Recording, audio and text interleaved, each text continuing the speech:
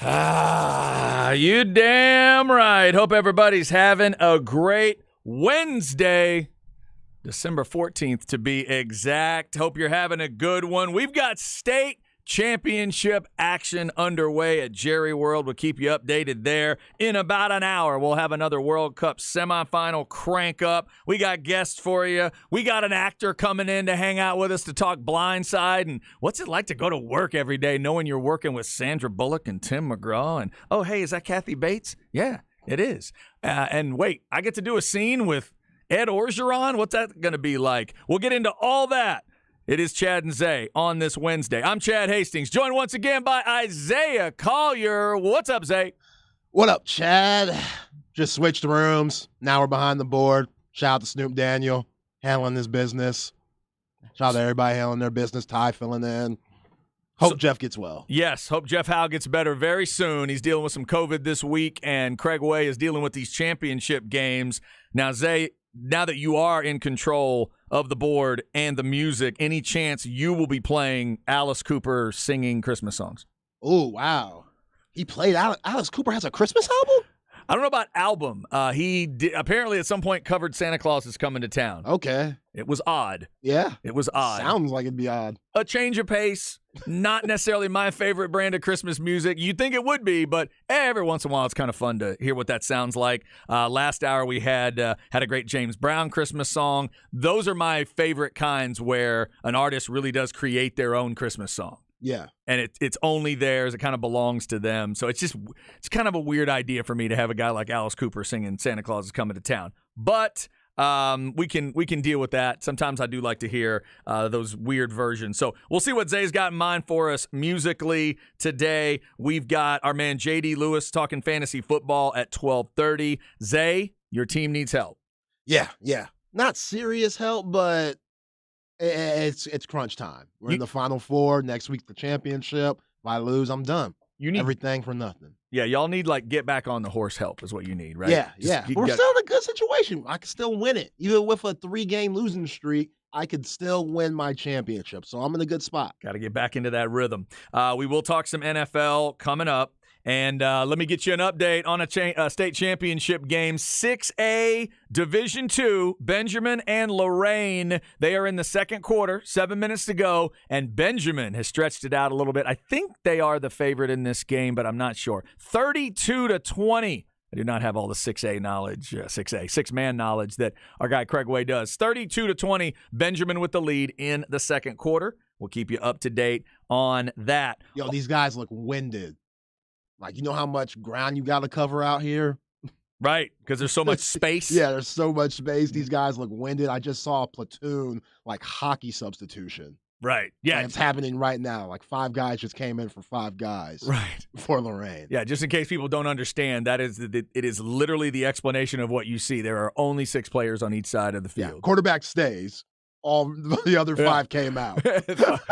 It's like basketball, right?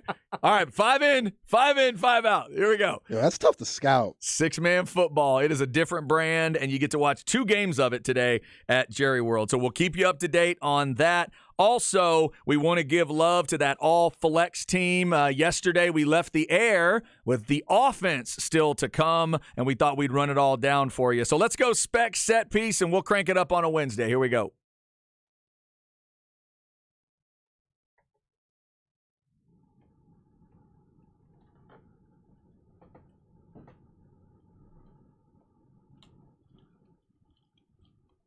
All righty. Yesterday, we told you about the defensive side of the ball and special teams and some other stuff. Remember, if you are looking for that all-flex team, now that it has all been announced, you can go to FLXATX.com. And also remember, all flex team winners, family, teammates, friends, you're invited to stop by Pluckers this afternoon and this evening. 183 in Burnett, that research location, from 3 to 7. You can pick up your all flex team certificates there and come hang out with us. I know some players and coaches are going to be stopping by. So we really appreciate that. Ball Don't Lie will be there starting at 3. And then starting at 5, technically that's our bowl roundtable, but it's also the all-flex discussion. Zach Lucero and Snoop Daniel, I know, are going to be there. A couple of the other flex guys as well. And Aaron Hogan's going to jump in, and they're going to have a nice discussion. So Zay, we should probably start with the signal caller himself, just in case anybody thought that I was picking this whole list by myself. I think the proof in the pudding is that Braden Buchanan is the all-flex quarterback. Yeah, a lot of people had a vote. You had your vote, and it got overruled. And that's nothing wrong with that. No, and I totally understand the argument. One of the things we tried to battle with is, do you wait for a season to play all the way out, or do you just stop at one point and vote? And then, so I've been trying to wait as long as we can to let games, play out. What Braden Buchanan is pulling off here with Vandergrift, getting him to their first state title game, and he is a huge part of this. He's not handing the ball off 50 times a game and doing it. He threw for 400 and something yards against Katy. 450-something yards. I was just praising Miles Coleman on Light the Tower, but Braden Buchanan, if it wasn't for him, then who knows where the Vipers would be. He's as tough as nails. And when you think about him going to Baylor for baseball, people think, oh, okay, quarterback, he must be a pitcher. No, he's a freaking catcher. He is a catcher. He's a catcher. You know how tough this dude is? And he looks like a catcher that embraces the contact. When a guy's rounding third and coming home, charging full speed, he looks like he'd step right up past that plate and say, bring it on, and hold on to the ball. Because I've seen him take some hits this year and initiate some hits this year. He's as tough as it gets, and he deserves to be on our all-flex team offense, first team. Yeah, you were at one of their games, I believe, where the flex guys got a great video of him breaking about 5 tackles for a touchdown run. Yeah. Yeah, you were right there in that corner, weren't you? Yeah, I think that was my video. I think I took that video. That was you. And look at you. Like, good grief. You went viral on Flex. And, I just try to do my part. How about you? I just try to do my part. I'm a little part of this big juggernaut that we got in Flex. There you go. Congrats to Braden Buchanan, the all-flex quarterback. All-flex running backs, it came down to 2. These names just kept coming back around and coming back around. There's so much good talent at running back in the area, but in the end, it's Cedric Alexander from LBJ and Quentin Joyner from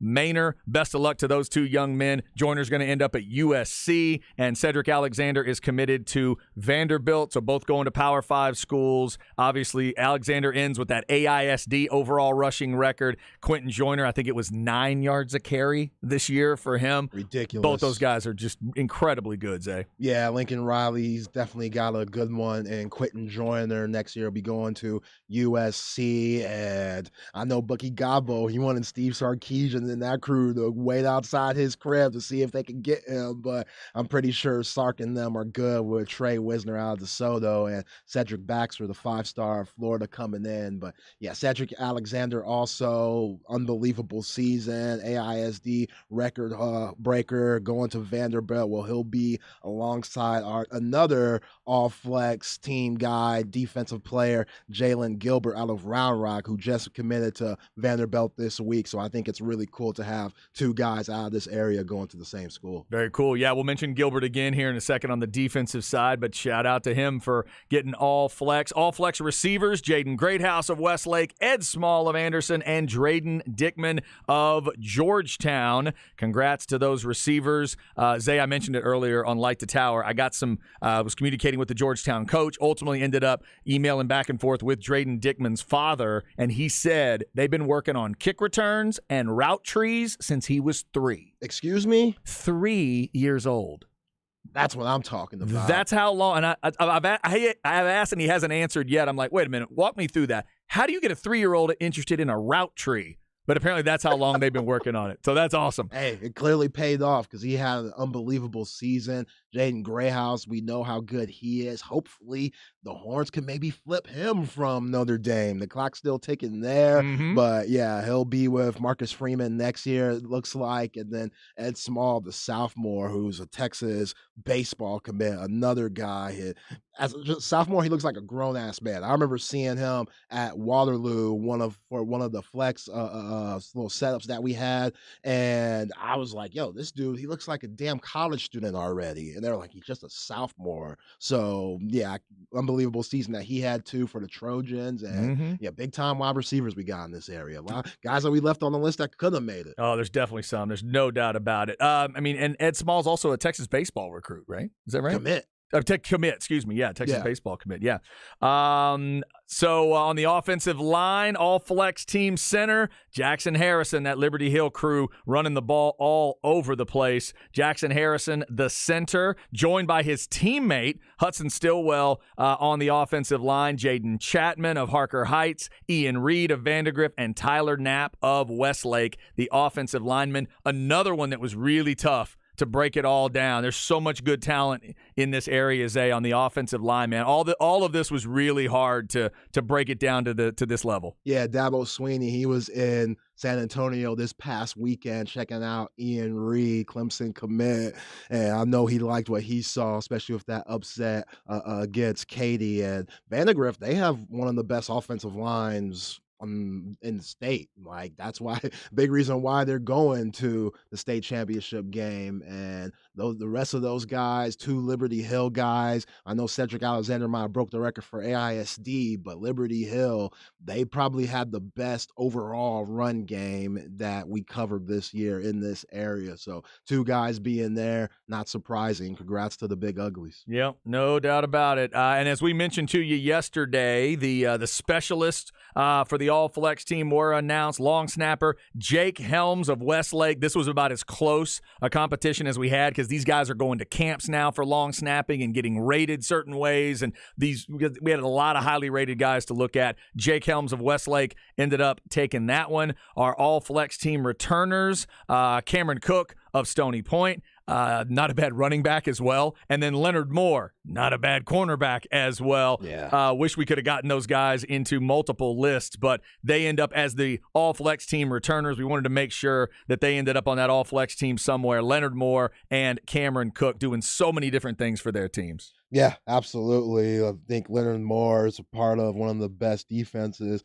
in the area. Round Rock Dragons, definitely one of the best secondaries in the area. Him and Jalen Gilbert. It was tough to throw on the Dragons this year. And Cameron Cook, Sonny Dykes, I know he can't wait to have this guy. He's going to be able to put him all over the field. We know how Sonny Dykes likes to use like Tay Barber and guys like that. And I think he fits in because Tay Barber, he don't got no eligibility left. He's gone. Yeah. So finally. Yeah, finally. 16 years in. He's been there a hot minute, hasn't he? Yes. So, I know Cameron Cook is a running back, but I think he could do a little bit of everything. Look to see him do a lot for the Horned Frogs next year at TCU. We did not forget about the kickers and punters. Owen Norrell of Westwood is the all-flex punter. The all-flex kicker, Patrick Helen out of Buda Johnson, ends up as the kicker. And then it all started yesterday morning with the defensive side of the ball. Rod Babers was definitely breaking down these defensive backs, and he loved those Round Rock guys, Moore and Gilbert. Jalen Gilbert ends up as an all-flex team defensive back. Peyton Morgan of Weiss, Alex Foster, the tackling machine out of Vandegrift, and Justin Strong of Elgin all end up as defensive backs on the all-flex team. I was communicating with the Elgin folks today. I think Justin Strong's going to be out there today. Hope to get a chance to meet that young man at Pluckers. He does everything for them. Offense, defense, special teams, whatever you need. Justin Strong, a hell of a talent. First team, all offense in their district, defensive MVP. He's a special player, Peyton Morgan, like I said yesterday, he made life tough for Texas commit Jonte Cook in their first round game against DeSoto, even though they couldn't pull off the dub. He's a hell of a player. Jalen Gilbert, the Vanderbilt commit, is going to be there with Cedric Alexander, 5 interceptions, 3 touchdowns this year. I know he told Rod Babers, one way he wanted to improve his game this year when he got interceptions, doing something when he got interceptions, taking it to the house. And you saw with those 3 touchdowns, he did that. And then you can't forget Alex Foster, who's going to be playing for a state title this Saturday, 182 tackles and then some. He might end up with 200. Who knows? Who knows? If he has a crazy day, he might end up with 200, had 5 sacks. The junior's coming back next year. And I heard Snoop say he was a lacrosse player. They didn't know he was going to play football. What? Yeah, that's crazy. I kept hearing that, too, from Vandegrift people. You ought to see him play lacrosse. Like, what? What are you talking about? They also said that about, I think is it Miles Coleman, I think, that's played some lacrosse? Wow. I think somebody texted me that the other day. Hey, you guys ought to see them play lacrosse. Like they're I love when guys play multiple sports, man. That is awesome. Yeah, 132 solos for Alex Foster. I'm gonna keep saying that because I just keep. He's gonna have 140 easy in solo tackles. I guarantee you he gets 8 solo tackles in that championship game.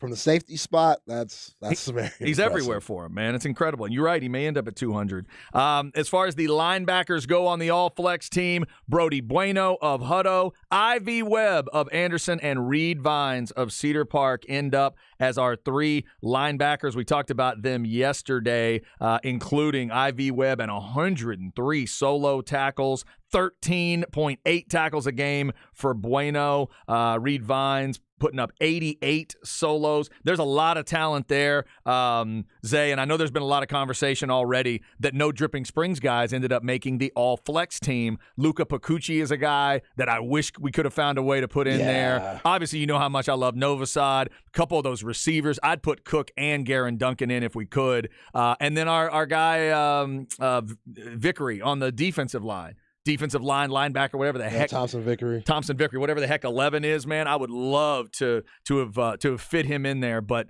again, we're trying to keep, get the whole area covered. We're trying to be as fair as we can. We're trying to be fair to the numbers and all that. So all of you in Dripping Springs that are upset, I get it. You should be upset. You should be backing your guys up and wanting us to throw more Tigers in there. Yeah, take it with Bucky Gobbo. He lives out there. He's one of y'all. There you go. Talk to him about it. It did not end up that way, but shout out to Luca Pacucci. My heart broke for him when I saw him on the sidelines in that Vandegrift game when he couldn't play. Yeah. I hated it for him. He, just like Alex Foster, he's in on all the plays. He's just a tackling machine for them and unfortunately unable to go. And we will finish where it started on the defensive line. The Texas Flip, Colton Vasek of Westlake. He'll be at the 40 Acres. Damian Wimberly of Vandegrift, who is committed to SMU right now. Prince Will Human-Melan of Manor, who's got interest from all kinds of big-time schools, including Florida, where his brother is hanging out right now with the Gators. And Caleb Dickey of Crockett ended up as an all-flex winner on the defensive line. We talked about Caleb's numbers. They were really tough to ignore. 37 TFLs, 19 sacks, 69 solo tackles as a sophomore defensive lineman.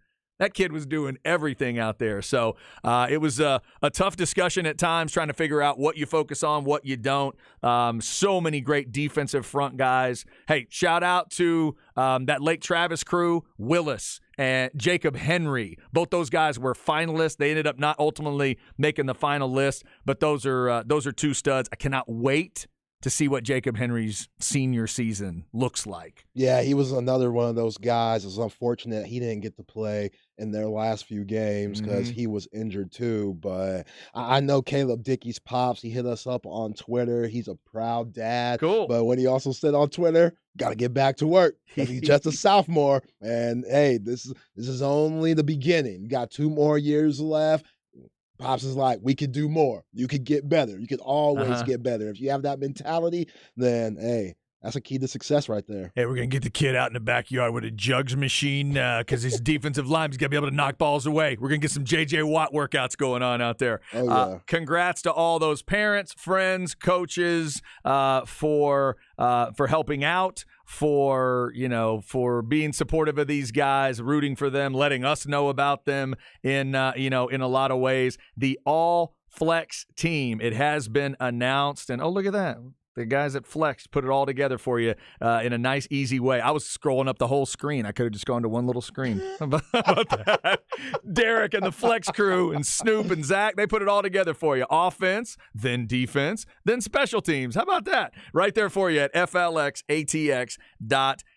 Hey, somebody made a good point just now on the Specs text line. We need to get Snoop and everybody else on the Flex team and get patches that these guys could put on their Letterman jackets. Yeah, it's getting done.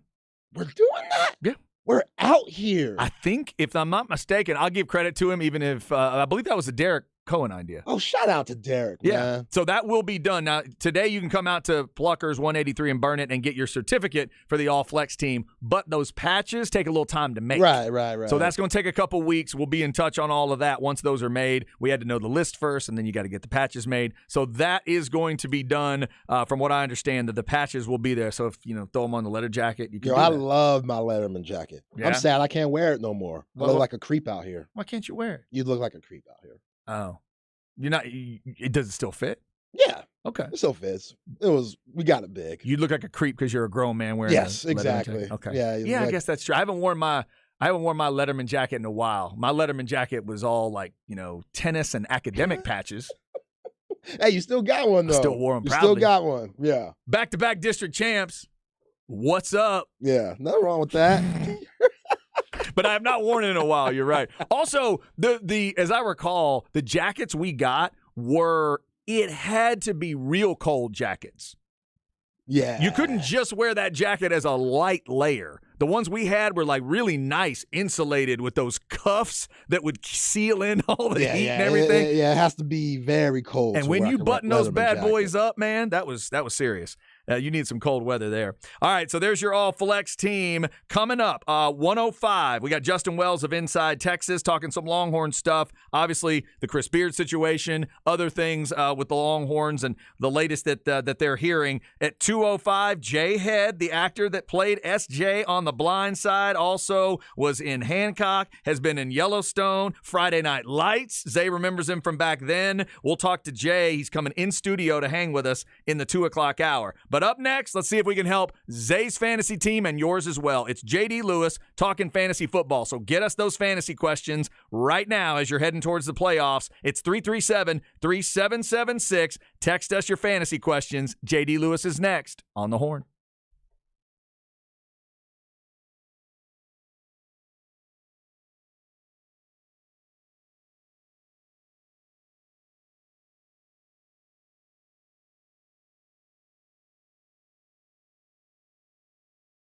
All right, this is Chad. Let's talk Twin Peaks. If you're a Cowboys fan, get on out there through December. They've got jersey giveaways continuing. They've been doing it all season long just for catching the game out there at Twin Peaks. You get a chance at a jersey giveaway. So get out there for every Cowboys game. Another noon kick this week at Jacksonville. Ask your Twin Peaks girl for more details there. Also, every World Cup game is there, so you got about 40 minutes before they kick off that semifinal. Get on out to your favorite Twin Peaks for all the action. Get yourself some 29-degree draft brews. Get yourself some of that scratch-made food. Get yourself one of their great brunch specials. They've got those going on for you as well. They got lunch, brunch, lunch combos that they've put together for you that you can enjoy while you're checking out a little World Cup. Twin Peaks. Eats, drinks, scenic views, Stastny, San Marcos, and Round Rock. TwinPeaksRestaurant.com.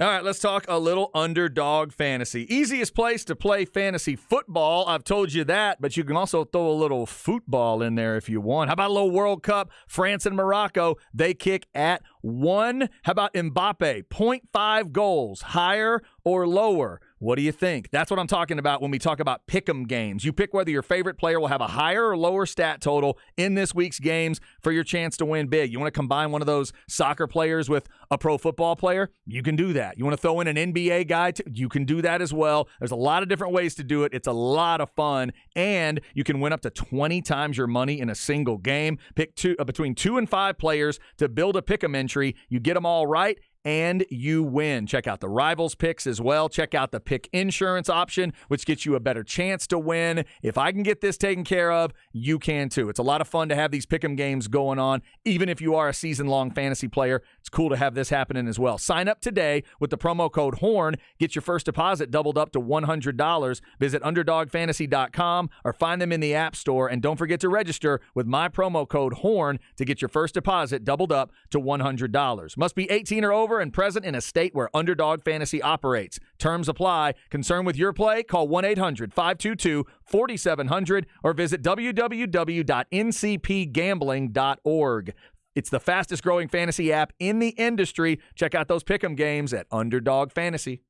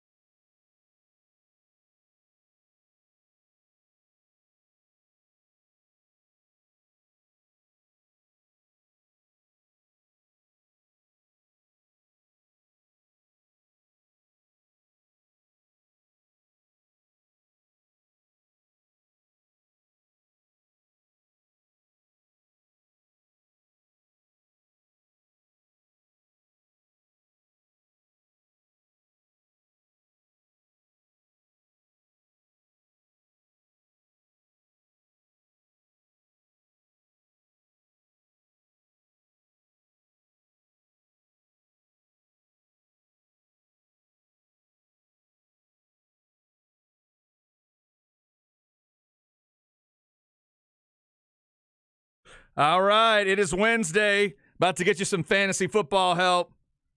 The song is called Get Ready, correct? Yeah. All right. Not the Temptations, though. Really?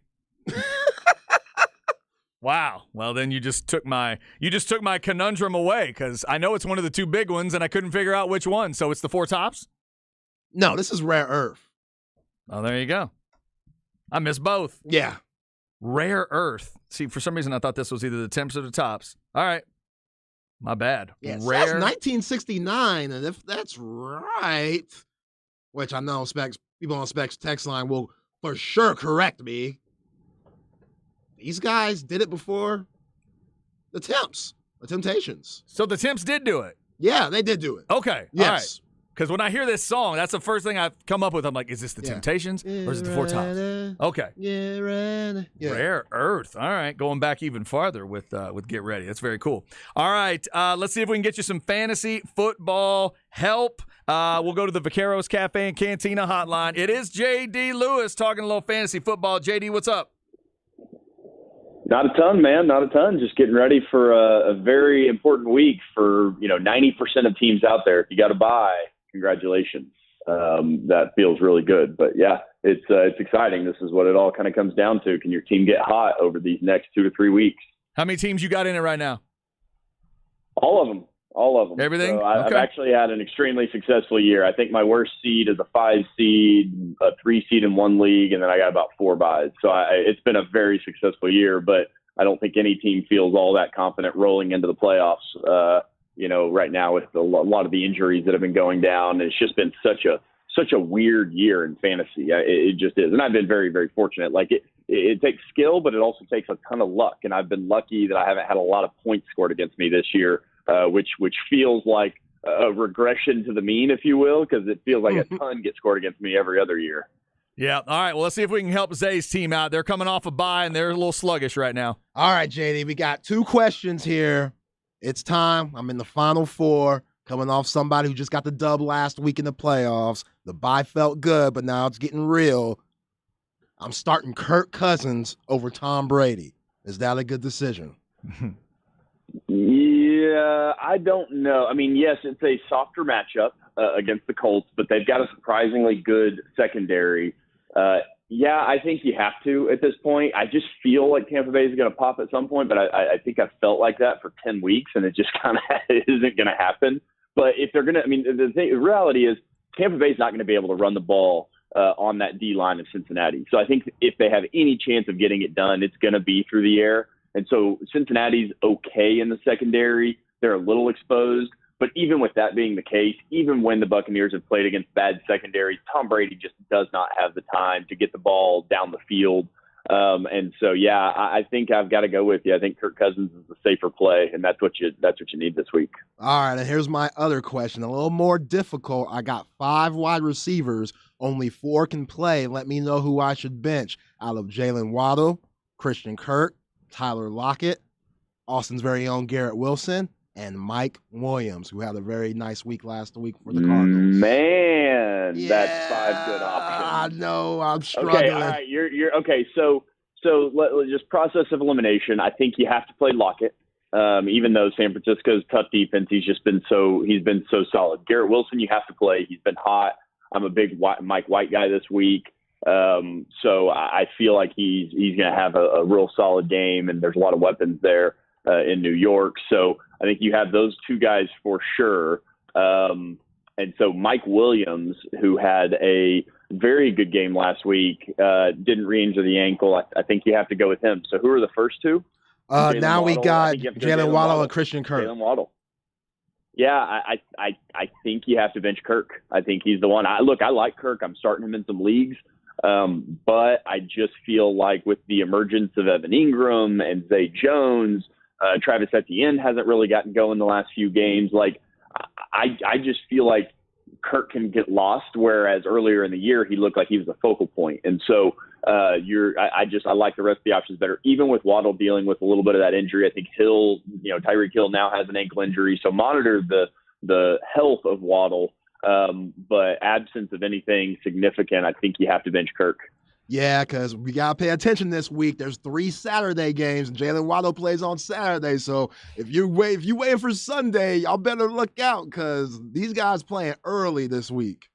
That's a good point. Yep. Yeah, and always make sure in your lineups that those guys that you are definitely going to play in those earlier games, that you're locking them in their wide receiver or running back slot and not your flex slot. That's just, that's something that it's a basic move that most vets know not to do. But for all the other listeners out there that hadn't really thought about it, you never want the early games to lock in your flex position. You always want to maintain maximum flexibility between running backs and receivers, as injuries do happen in the middle of the week that you learn about late. So, make sure that those guys that lock are locked in their positional slots. It's a good reminder. Remember, 1 Thursday and 3 Saturday games this week. Make sure you get your lineup set. All right, JD, let's see if we can help the people. 337-3776 is the Specs text line. This says, Jackson hurt. Should I stick with Tannehill or pick up Justin Fields versus Philly? Fields. Yeah, Justin Fields for sure. I would not want to stick with Ryan Tannehill.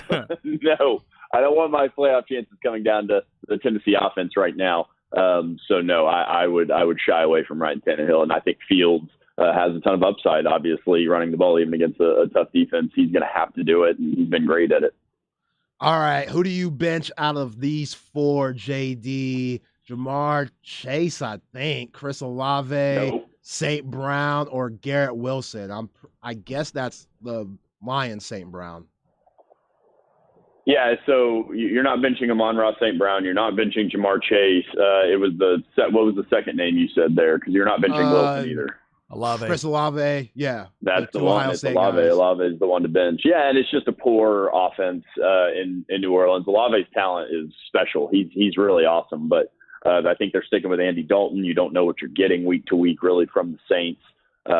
So yeah, that has to be the one to bench. Garrett Wilson is just too hot right now. I think if you've got him on your team, it's impossible, almost impossible to not have him in your lineup. All right, talking fantasy football with JD Lewis. JD, which tight end, Evan Ingram or Njoku?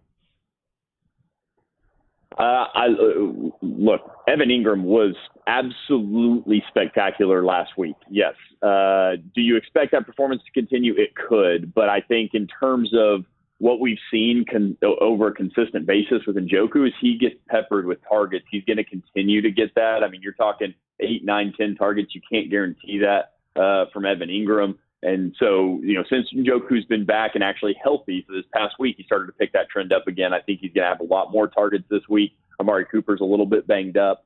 Deshaun Watson's getting a little bit better game after game under his belt. So I'm going to go David Njoku, even though Evan Ingram is now like tight end 4 on the season after that performance last week. That was just silly.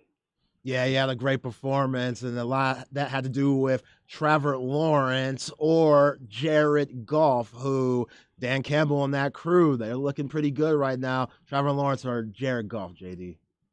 I think that the Dallas Cowboys defense has looked a little bit more exposed lately. And the thing what we know about the Cowboys defense is they are very opportunistic, but they also will give up the big play. And I think that the Jaguars will be able to hit a big play or two. And I just don't like the matchup that Jared Goff has at New York. That defense is really humming right now. So, personally in a league, I'm benching Jared Goff. I'm starting Mike White in that same game because I'd rather have him against the Lions defense than the other way around. And so, I'm going to bench Jared Goff in this situation. JD, half-point PPR, Mark Andrews or Dalton Schultz? I still have to stick with Mark Andrews. The draft capital you spent on him, you've got him in your league. He still has more upside than Schultz. Schultz has been dropping passes, been kind of uncharacteristic. And while I feel like you can argue, and Schultz could end up having a better game, I think that the numbers would tell you that you're better off with Andrews. But my worry with Andrews is that he's just not healthy. I don't know that he's playing poorly by any means. He's playing a meaningful number of snaps. He's just not really getting the targets. And all this has been since he went down, with that kind of knee and shoulder injury. And so he hasn't been himself, but I don't know that for a fact. But I can't bench him to go with Schultz kind of unless I have a really good reason, like, you're trying to hedge against going up against Dak Prescott or something like that. Barring, just kind of on a standalone, looking at it from that perspective, I still am going to stick with Mark Andrews and cross my fingers. Yeah, you definitely crossing those fingers because I think the Ravens are on QB3 now. Like, wow, man. All right, JD. Hey, 1 and 2 weren't working for Andrews, so maybe 3 will. Yeah, for real. All right, Adam Thielen, who caught a touchdown last week, or Chris Olave. A lot of people like Chris Olave. Yeah, I do like Chris Olave in this situation, and while I like Thielen, I think Thielen is the good, solid play. If you aren't, if you have a solid matchup, it looks like it's fairly square. I think Thielen can get you 6 for 60, maybe a touchdown, and that's solid. Olave, I think, offers a little bit more upside. If you can get, he might get to 100 yards receiving if you've got bonuses at 100 yards receiving, things of that nature. So in that situation, I would probably lean towards Olave. It's a very close call. But I'm chasing upside in the playoffs. I want to score as many points as I can, especially based on what my matchup looks like. If you've got an awesome team and you're, outmatched your opponent on almost all the other positions, you could go with Thielen and you'd be fine. But I think Olave is probably what you're going to need. All right, JD, last one from me. Who to start at a flex? Allen Lazard, Latavius Murray, or Leonard Fournette? Wow. Yeah, that's painful. I would probably go with Allen Lazard. Yeah, I mean, it should have been, the easy answer should be Leonard Fournette, but Rachaad White's just eaten too much into his production. He's still going out and catching some balls, but not a ton there. So that's the only reason I think that you would go away from him. But yeah, that's a tough one. Okay, give me those three names. One more. It was Latavius Murray, Leonard Fournette, or who? And Lazard. Yeah, it's Lazard. I think you have to go Lazard and hope that it's a Lazard game, not a Christian Watson game. All right, Zay, you got one more? Yeah, I got one more. JD, defense wins championships, and this person asked, who should I go with? Buffalo against Miami in the snow, or Denver against Arizona with Colt McCoy slinging that thing for the Cardinals?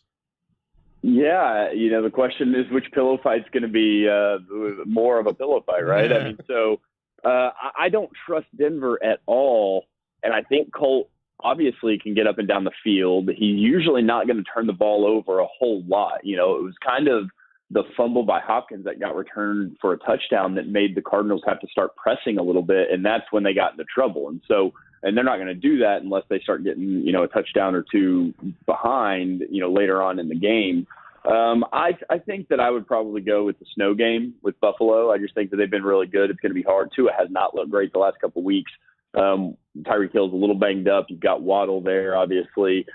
So I just feel like that game is going to be more prone to some turnovers and some sacks and some just kind of general craziness. So I think that I would lean that way, even though it's a slightly higher point total by Vegas. But still, I don't trust the Denver Broncos defense. I've had them a lot this year, and since they traded Chubb, the offense gets them in really bad positions, no matter how juicy the matchup may look. So I'm going to stick with the Bills, who've been really solid week to week. So even with that Miami playing in the snow game, you would stick with Jalen Waddle over Christian Kirk? Because I'm just going over my notes, JD. This is the playoffs. Now, okay. Right now, I would. Okay. Now you got to keep watching it. How bad is the snow going to get? How windy is it going to be?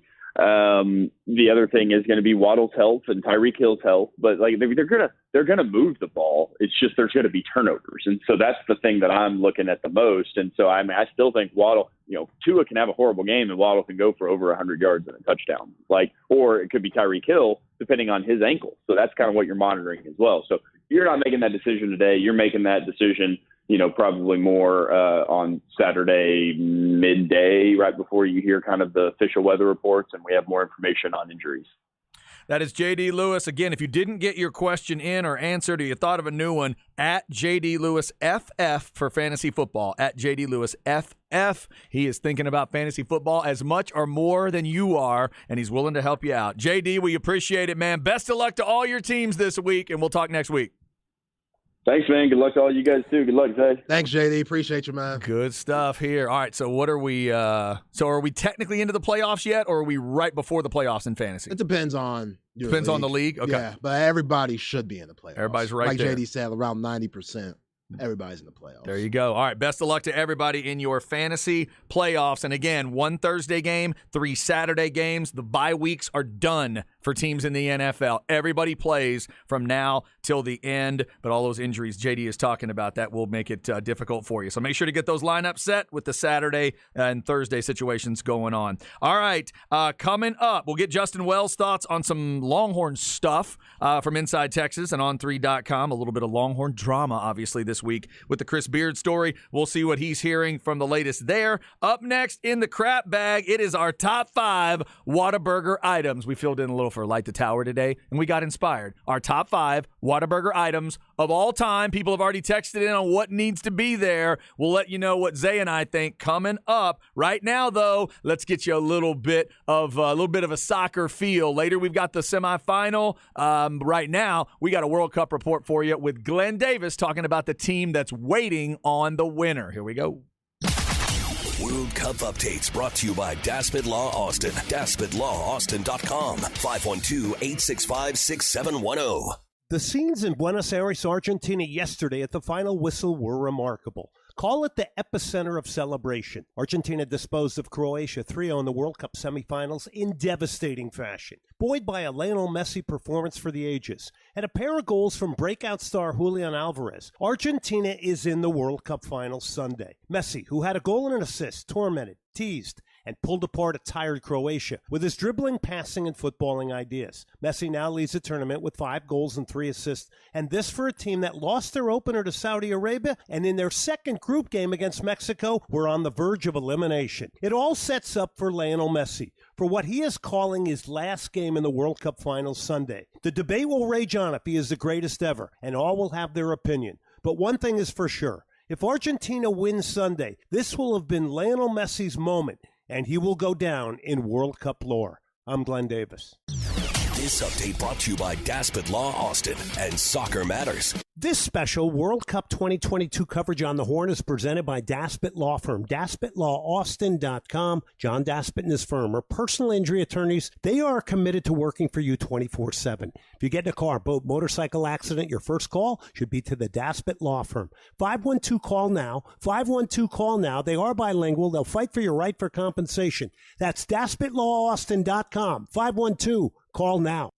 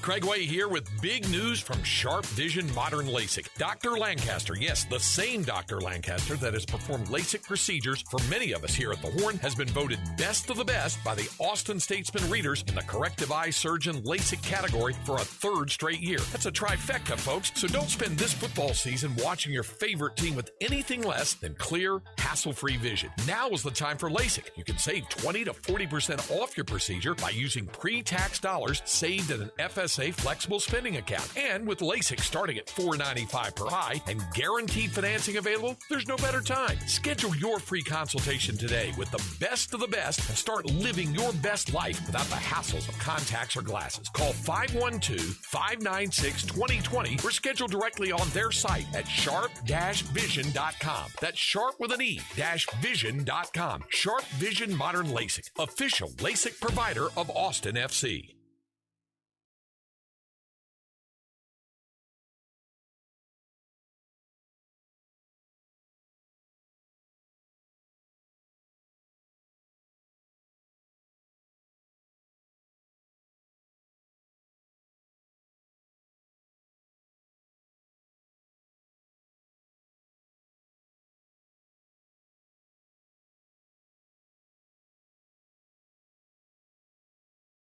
Hey folks, it's Bucky, and there was a time when my back situation was so bad that I was told that I'd never be able to play golf again. Then I met Dr. Dan Peterson at Austin Neurosurgeons. Dr. Dan is 100% invested in careful, safe, effective, non-invasive procedures, focusing on spine health and management, doing this in the Austin area for over 28 years. It worked for me, and now I'm back in the swing of things. He's my spine doctor and a friend. Find the Austin Neurosurgeons at the Arise Austin Medical Center, 3003 BKs Road, austenneurosurgeons.com.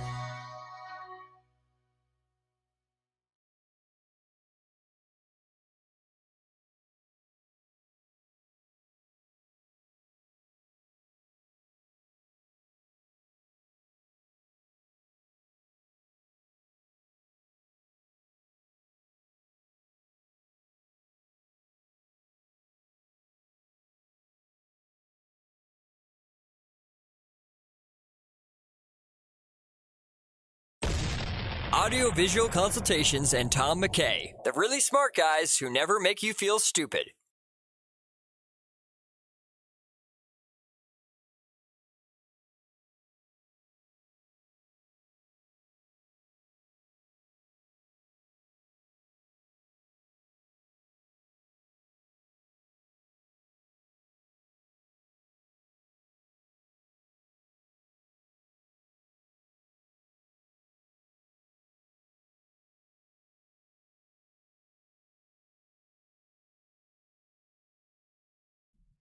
God, this is one of those that you're kind of embarrassed, That's probably why you played it. Is it called like Lost in Emotion? Something like that? Emotion? Something about an emotion? No, only in my dreams. Oh, Only in My Dreams. My bad. I'm thinking maybe it's a different song. It's Debbie Gibson, though. Yeah, Debbie Gibson. Yeah, okay. Debbie Gibson. Hot All right. stuff. Were you into this? No. Back in the day, were you into this? You weren't even alive when this was on. Why am I asking if you're into this? That is so sad. All right, so yeah, Debbie Gibson and Rare Earth. By the way, Zay, somebody did a little research for us, and I don't feel as bad at what I was thinking. They are saying that Get Ready was recorded by The Temptations in 66, covered by Rare Earth in 68. Ooh, wow. So my gut there was correct to think Temps or Tops, and it was, I don't know which one I was going to guess because you said it's not The Temptations right away, so I thought, oh, wait, he's helping me out. But I did not realize that it would have been covered that quickly. That's weird. Yeah. But I guess back then, some of that does happen from time to time where, you just grab a hold of a song and just go. Yeah, great song. It's a great song. Yeah, definitely disrespected the Temptations by not playing their version. That's, but, they'll be fine. Yeah, it just shows your music snobbery when you play a Rare Earth version. Ain't nobody coming to see you, Otis. Greatest part of the Temptation movie. Was the Temptation? Was that the one they did a movie? There was like a documentary. Yeah, like a biopic. Was that the one that had the Temptations ain't nothing without David Ruffin? Yes, yeah, David Ruffin. He's the one that said that. Yeah, right. Because they were arguing, they were trying to kick him out the group. And he was like, what? I made y'all. Ain't nobody coming to see you, Otis. Doesn't get much better than that. That's good stuff. That is good stuff. All right. I wonder if Michael ever told Tito that. Ain't nobody coming to see you, Tito. Shut your ass up. Marlon? Damn sure ain't nobody coming to see you, Marlon. Come on, dude. What are you talking about? All right, thanks to J.D. Lewis for his time today talking fantasy football. We got Justin Wells coming up talking some Longhorn stuff. We've got the actor Jay Head coming in studio with us to talk Blindside and Hancock and Yellowstone, an episode of Yellowstone a couple years ago, but also Friday Night Lights is one of the big breaks that he got back in the day, which got him a couple other those big gigs. I know him the best from The Blind Side. Maybe you guys do as well. He's going to come in studio with us at 2 o'clock today. Right now, though, let's get into the crap bag. We're going to make you hungry with some Whataburger talk. Here we go. Chad's crap bag. Crap bag.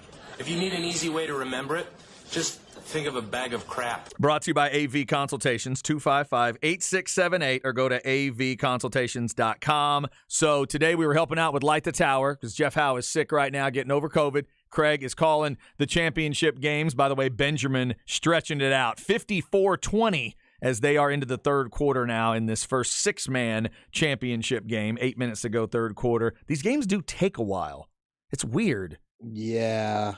As much as you would think they'd be running in six-man football, this clock is one thing that's not running. I mean, a lot. They're scoring a lot of points, so that could be a reason. I think you're probably right there too. They have put 74 total on the board. Our guy Craig Way's definitely getting his money's worth. That's for sure. He is 54-20 the score right now. We'll keep you updated on that game. All right, so that's going on. We were helping them out today, and they do a Whataburger Top 5 where they do top 5 players and performances and all that. So shout out to Whataburger, one of our great partners around here. Certainly one of my favorite fast food places, if not my favorite of the big dogs. So I thought Zay and I should just give our top 5 Whataburger items of all time. So here we go. Fries are free.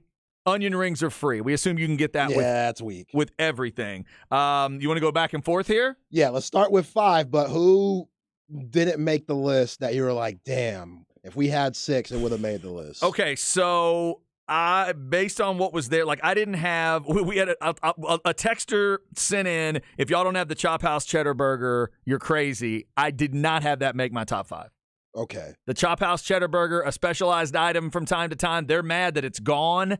I didn't get that one in. What separated the Chop House Cheddar Burger? It was just the sauce that came with it. It was like a steak sauce. A little bit of that. And it wasn't the A1 thick and hearty. No. It was like, it was kind of like that. Different cheeses, different onions. And the A1 Thick and Hearty didn't make my list. Yeah, it didn't make my list either.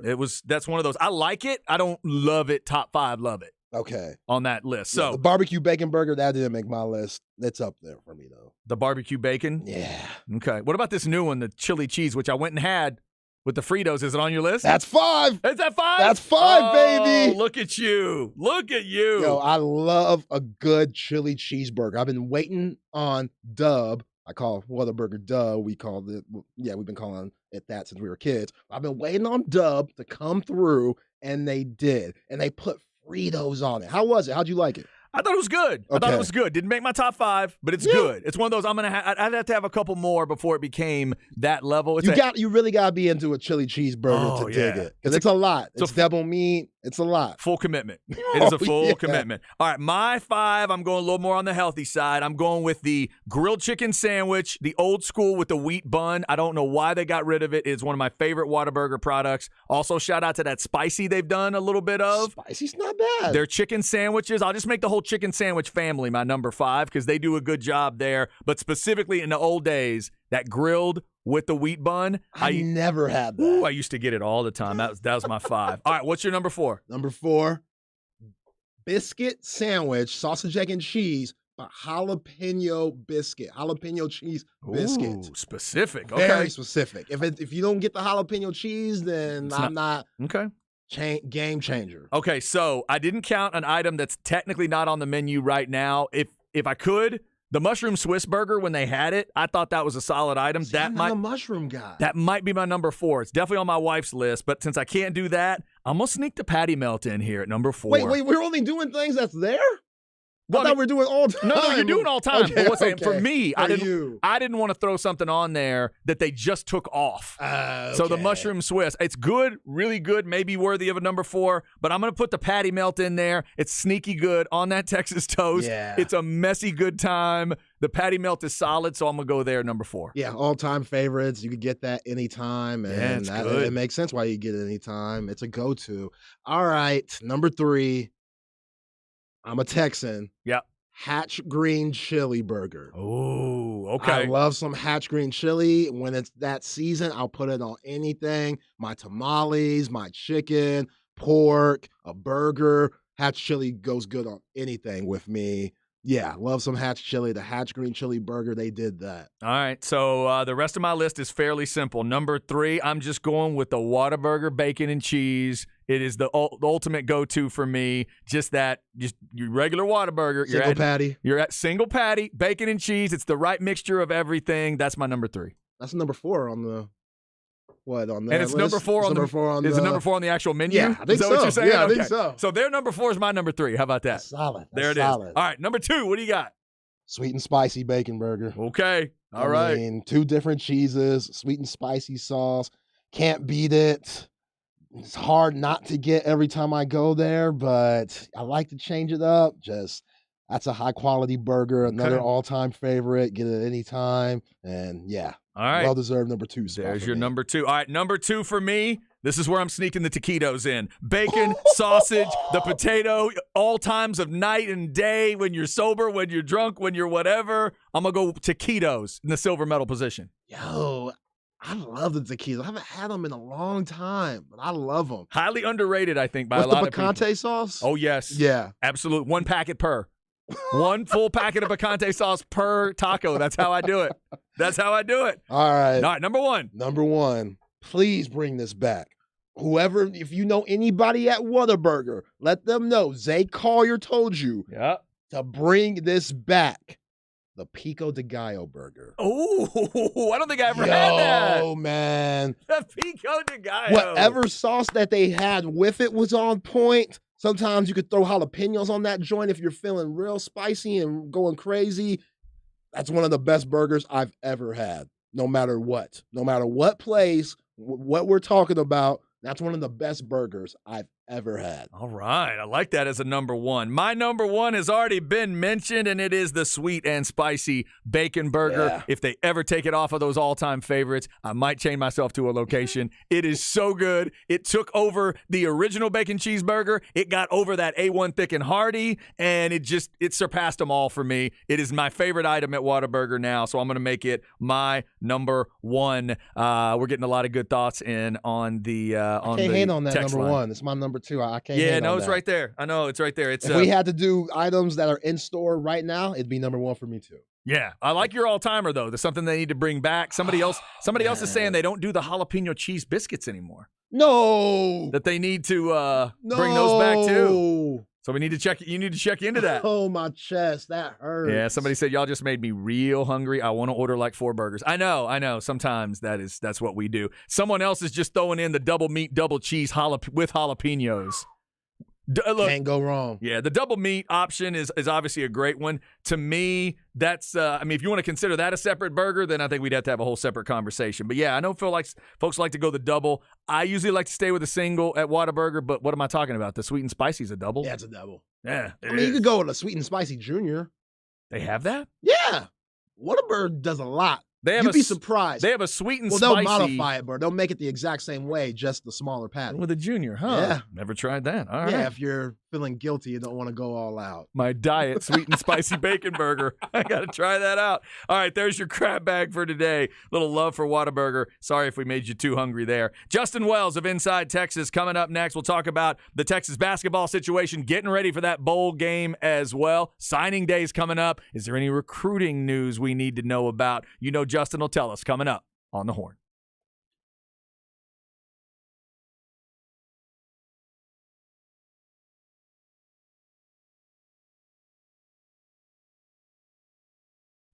All right, let's make sure you're sleeping good, feeling good. Sinus and snoring specialists can make sure that is happening. Dr. Slaughter and his crew, over 20 years of experience, offering the very latest in ear, nose, and throat technology. I went in there in 2017, found out I was blocked up in my nasal passages, found out about the allergy issues that I'd always knew I had, but found out specifically what those were. And then we went about fixing those things with the balloon sinuplasty procedure, some of the other things they have there, like getting rid of your allergies for good. They can do that. They do it without needles. You test for 50 different allergies at once, and then they develop a special treatment that gets rid of your allergies for good. I love that process. And this time of year, I always love it. November, December, used to hit me with some allergies.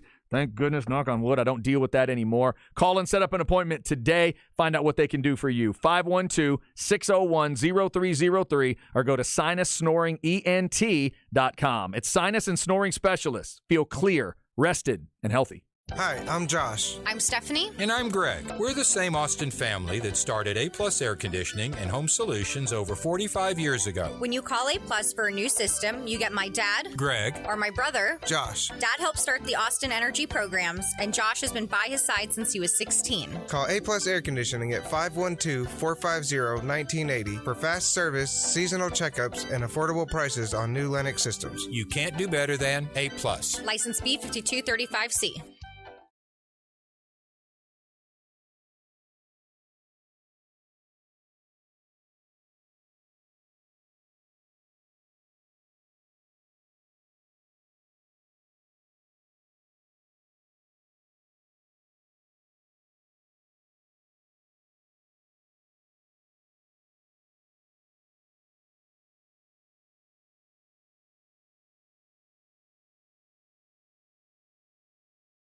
Does your car need work?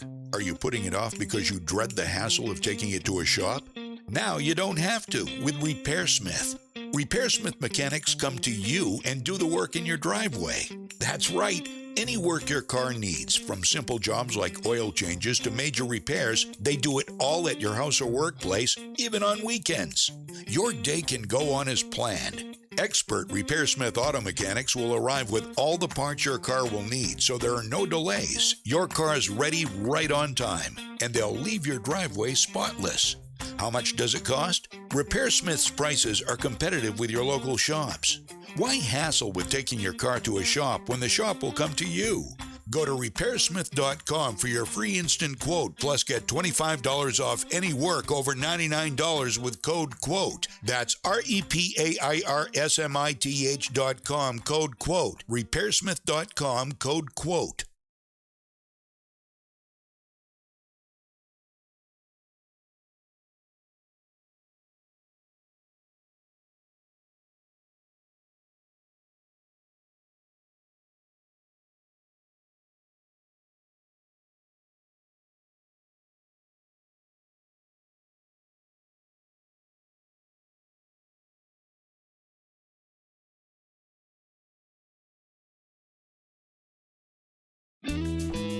Are you Team Buffalo or Team Barbecue? Either way, Golden Chick's new sauce tossed wings are a delicious deal for hardcore wing fans. Golden Chick starts by marinating their wings for 24 hours before hand breading and cooking to golden perfection. And then it's time to sauce and toss those crispy, craveable wings with your choice of buffalo or barbecue. Get 6 wings and a roll for $6.99 or add 3 to an order for $2.99. For tasty wings at an unbeatable price, it's only at Golden Chick.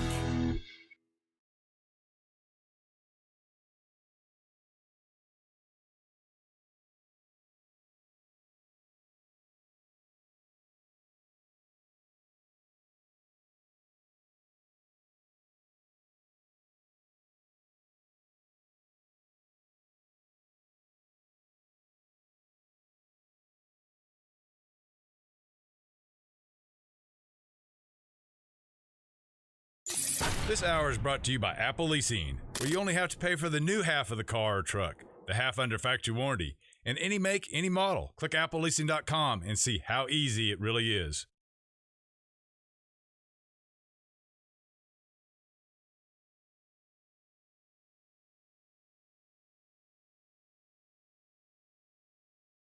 And now a holiday poem from Specs.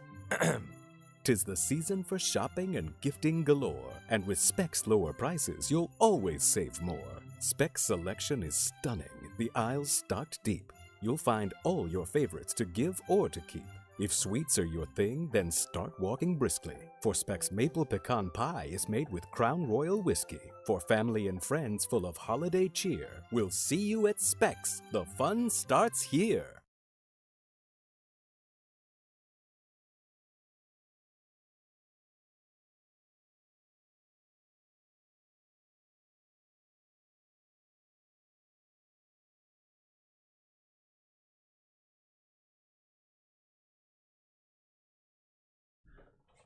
All right, how about hour number 2 on a Wednesday? Not just any Wednesday, state championship Wednesday. It starts all those games going.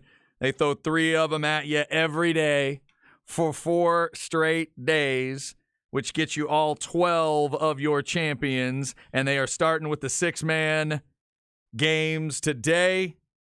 We will keep you updated there. Benjamin was stretching it out on Lorraine earlier, 54-20, the last score we had on. Yeah, I just saw him shaking hands, so I think it ended. So we're done. They hit the 45 mark.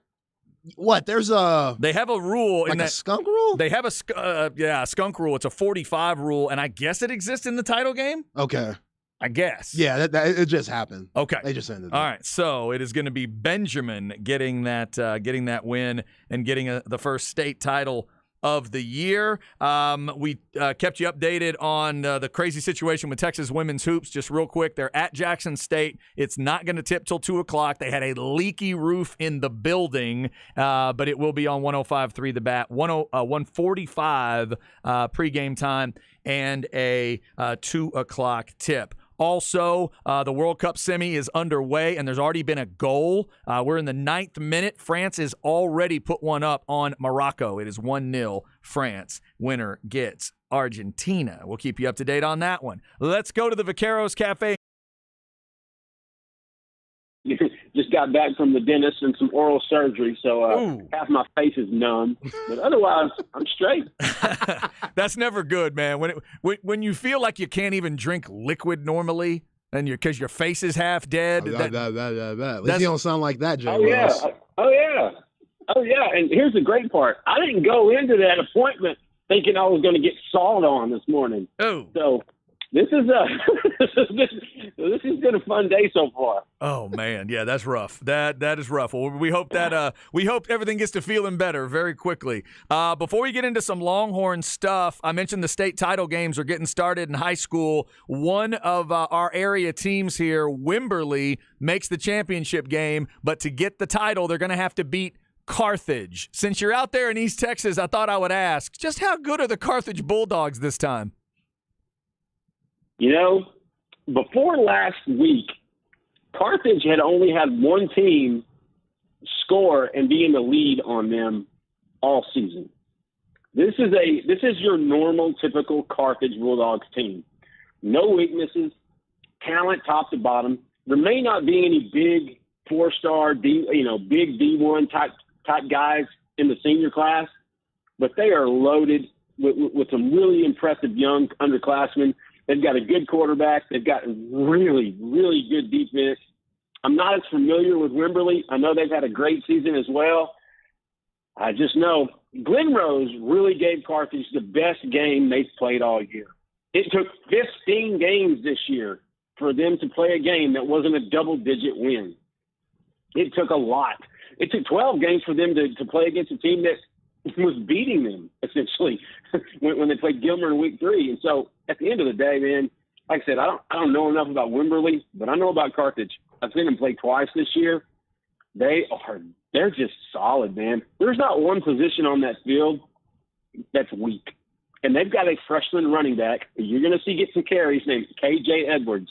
That's the next guy coming up. That's your big guy out of 2026. He's next up in East Texas. You'll see him come off the bench probably when they build a big lead. But let me tell you something. They got some dudes, and it starts on the defensive side. Those guys are fantastic. Yeah, Wimberley Texans definitely got their work cut out for them in the state championship game. Another state championship game in 6A Division II. The Vandergrift Vipers will be playing against DeSoto, and DeSoto has 2 Texas commits, Trey Wisner and Jonte Cook. Let people know what they're going to see in those 2 guys. You know, a lot of people, especially in this area watching high school football, haven't seen talent like that. Not quite like those 2 guys coming to the 40 next year. What could you see in Trey Wisner and Jonte Cook? I think this is going to actually be a great game because if you look at it, I don't think either team was expected to win last week outside of their own programs. I don't think DeSoto, outside of DeSoto, thought, they were going to beat Denton Guyer. I don't think Vandergrift thought that they were going to beat Katy. These were big wins for these programs, especially for Vandergrift. You got to give those guys a ton of credit. They have had a tremendous year. Blake Frazier is one of the best prospects in the 2024 class. A lot of schools want him. I will say this. It's going to be a good game just because I think both teams are coming in with a lot of momentum. But with Jonte Cook, you're getting the best receiver in the state. Flat out, hands down. Each time someone was rated ahead of him or each time someone was proclaimed to be better, Jonte would top it. He has had an unbelievable career at DeSoto, and it would own that. I think it would just be the icing on the cake for him to go ahead and grab that state championship in his final game because he's going to be enrolling in Texas, in Austin in a couple of weeks. Nothing better than to go out on top. Vandergrift's going to be tough. Now you got Trey Wisner, the other Texas commit at tailback. This is a kid that was actually at Waco Connolly for years. He transferred over in the summertime, went to DeSoto. Really jumped on a good team to make them a great team. And I think, and you got to give that team a lot of credit. I love what Kyle Coates has done. Former Texas assistant coach. He's the defensive coordinator at DeSoto right now, and he has done a tremendous job on that side of the ball with that program. And so that's actually a game I'm really looking forward to because I don't think those 2 teams were expected to be there. And I think there's something said to that. When you've exceeded expectations and you're kind of playing on a hot streak and you're playing really well, both the teams are going to come out fighting. I know Vandergrift, I've watched a little bit of them. They do a lot of different unique things on offense, a lot of different formations. So it's going to be interesting to see how that plays out because DeSoto's got, they're solid on defense. But stopping Jonte Cook and Trey Wisner, asking Vandergrift to stop both those guys is an incredibly tall task. You may be able to hold one in check. You're not going to hold both. And I think that's going to give the Eagles the advantage. Jay Wells, somebody on the Specs text line asked, who would you compare Jonte Cook to? Ooh. Okay. I'm talking about on the field, okay? I'm not talking about off the field. On the field, Jonte Cook reminds me a lot of Antonio Brown. Wow. He is the ultimate body control, route running, hands, just elite pass catcher. He may not be this, he's fast, but he may not be the fastest guy you've got out there, but he is quick, and he is quick twitch, and he can move. And in space, he is gone. And so the closest comp I could have, and this is, I said on the field, they're nothing alike off the field. Nothing alike, okay? Let's don't get that twisted. Jonte Cook was just named All-State Honorable Mention Academic yesterday, okay? We're not going to compare those guys off the field. On the field, Jonte Cook's closest comp to me, he looks a lot like Antonio Brown.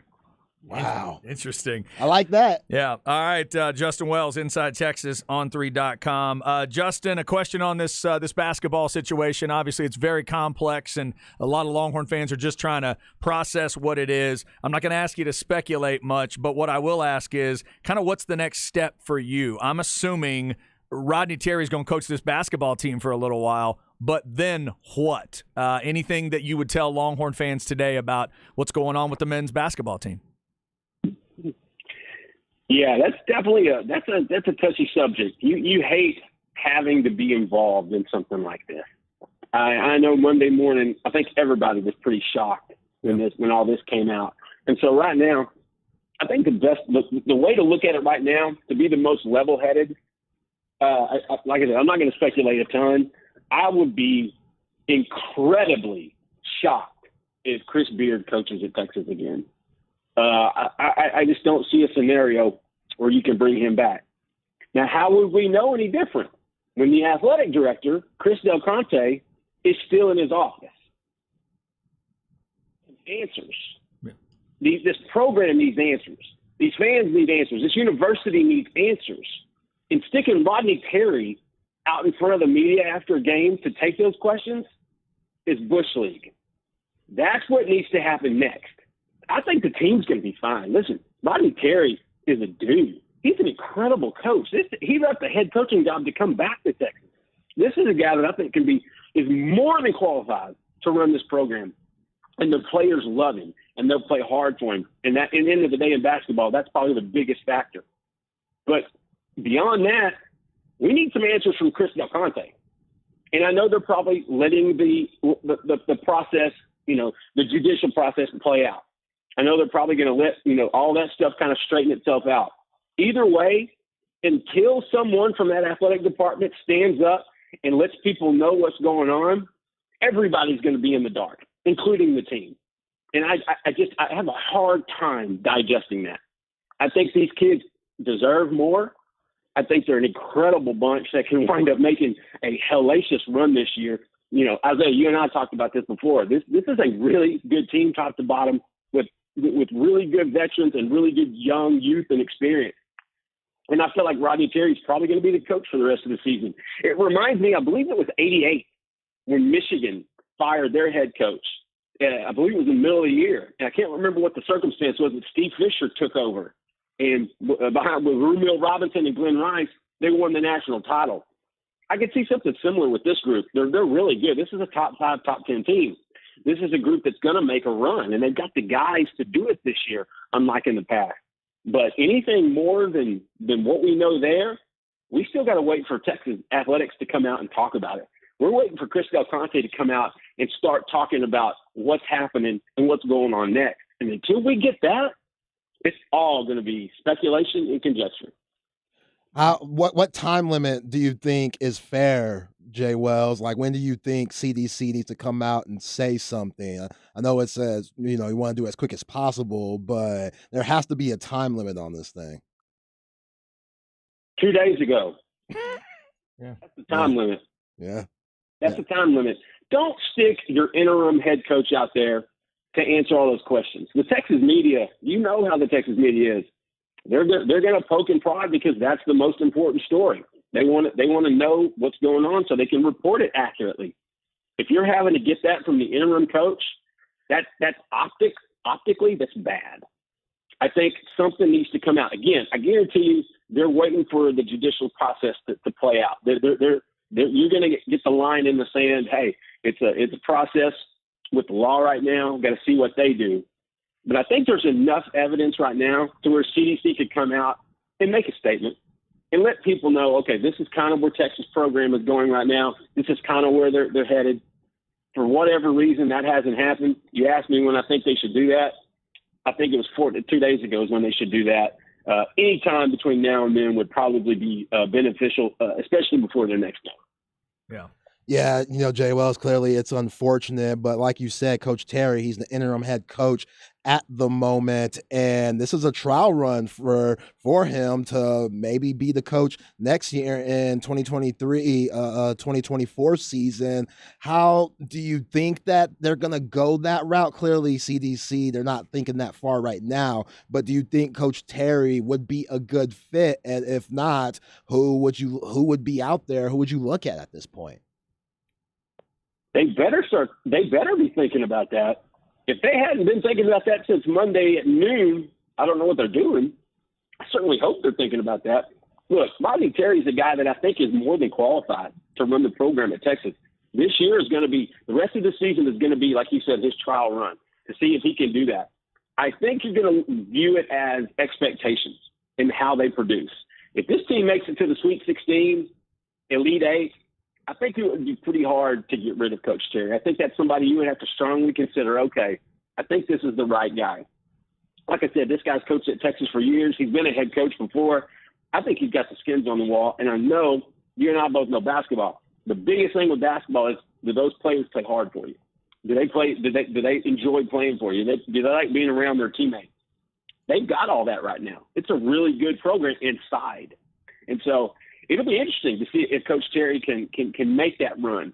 Obviously, if they don't make it that far, you would probably look at an outside guy. For me, it'd be Royal Ivy. That would have been the first and last phone call I make. That was the one I wanted to make if Chris Beard didn't take the job. That's a guy that I think could come back and could do a great job, especially with recruiting. And then there's always my personal favorite, Brad Stevens. But I think he's in the front office in Boston. I think he's kind of happy where he's at. I can dream. I'm allowed to dream. I can wish that Brad Stevens, the greatest basketball coach in the last 25 years, could finally come to Austin. If he wanted to come back, I'll hook you up. But I don't know if that's going to be happening. Royal Ivy would probably be a guy that I would look at. Handful of other ones that could be mentioned as well. But let's see what Coach Terry does with this bunch. Let's see how far they can get. If this bunch makes a run to the Elite Eight, or even, God forbid, the Final Four, I think it'd be hard to take Terry out of that job. Any word on Ron Holland and my man from California just signed in, Jalen Green's little brother? Any word on those guys? A.J. Johnson coming in, if they altered their decisions, just, with what happened on Monday, any word of those big-time recruits? No word yet. I think it's too soon on that regard because, obviously they committed to Coach Beard's program, but they also committed to Texas. They committed to the program they've got in place, the players that they have there now, the players that are going to be there next year when those guys show up. I think it's way too soon. That's an instance where they've already signed. And so that's an instance, when a coach is removed, you can obviously, you can petition NCAA and get out of your LOI and go somewhere else. I haven't heard them wanting to do anything of the sort right now. And so right now, I think that's probably a little too early to speculate, but I'd be moderately surprised if they wanted to go elsewhere. I think they really, really like the core of what's going on with the Texas basketball program. And like I said, not just with Chris Beard, you got Rodney Terry, you got Chris Ogden, you got some really good basketball coaches, basketball minds, one of the best strength and conditioning coaches. I think that those guys ending up in Austin is probably pretty safe, but we'll reserve that until we get more clarity on what's actually going to happen. Yeah, it is a tough situation to deal with, Justin. You are right. That is Justin Wells, Inside Texas, on3.com, at Justin Wells 2424. We appreciate the time as always, brother, and we will hit you up next week. Hey, real quick, Chad. Yeah. Last week you asked me how bad does Dallas, the Cowboys, have to beat the Houston Texans to be happy? Yeah. Remember what I told you? You said just win. Just get the damn win. Yeah. Just get the damn win. And they did. It's the NFL. Barely. You start seeing point spreads over 14, Dude, don't buy into that. These are all pros. I don't care if Houston's 1-10. Listen, they're in the NFL. Every Sunday you can get your butt spanked. I think it was a good win simply because a blowout's not going to tell you anything about this bunch. But then having to step up and come back in Dak's final drive, I think that's going to be a win that actually resonates more when the playoffs come around than people anticipate. There you go. I had to get that in. I like it. I like that argument. I'm going to go with that. I'm going to go with that right before kickoff of the Jacksonville game. Justin, we always appreciate it, brother. Take care.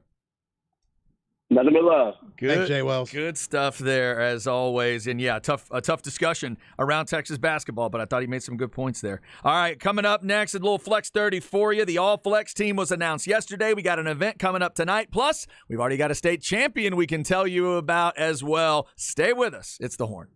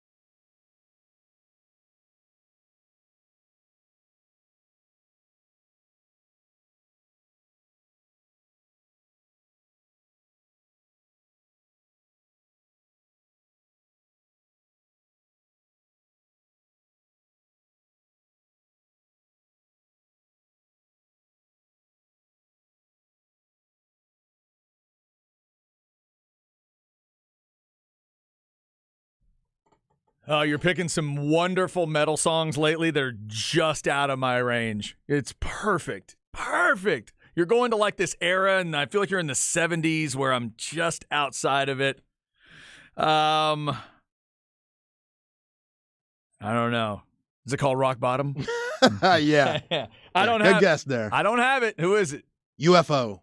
Oh, okay. UFO. I think that would be Michael Schenker on guitar, the brother of Rudolph Schenker, who ended up in Scorpions, and Michael did all kinds of incredible guitar stuff. I think he's the guy in UFO.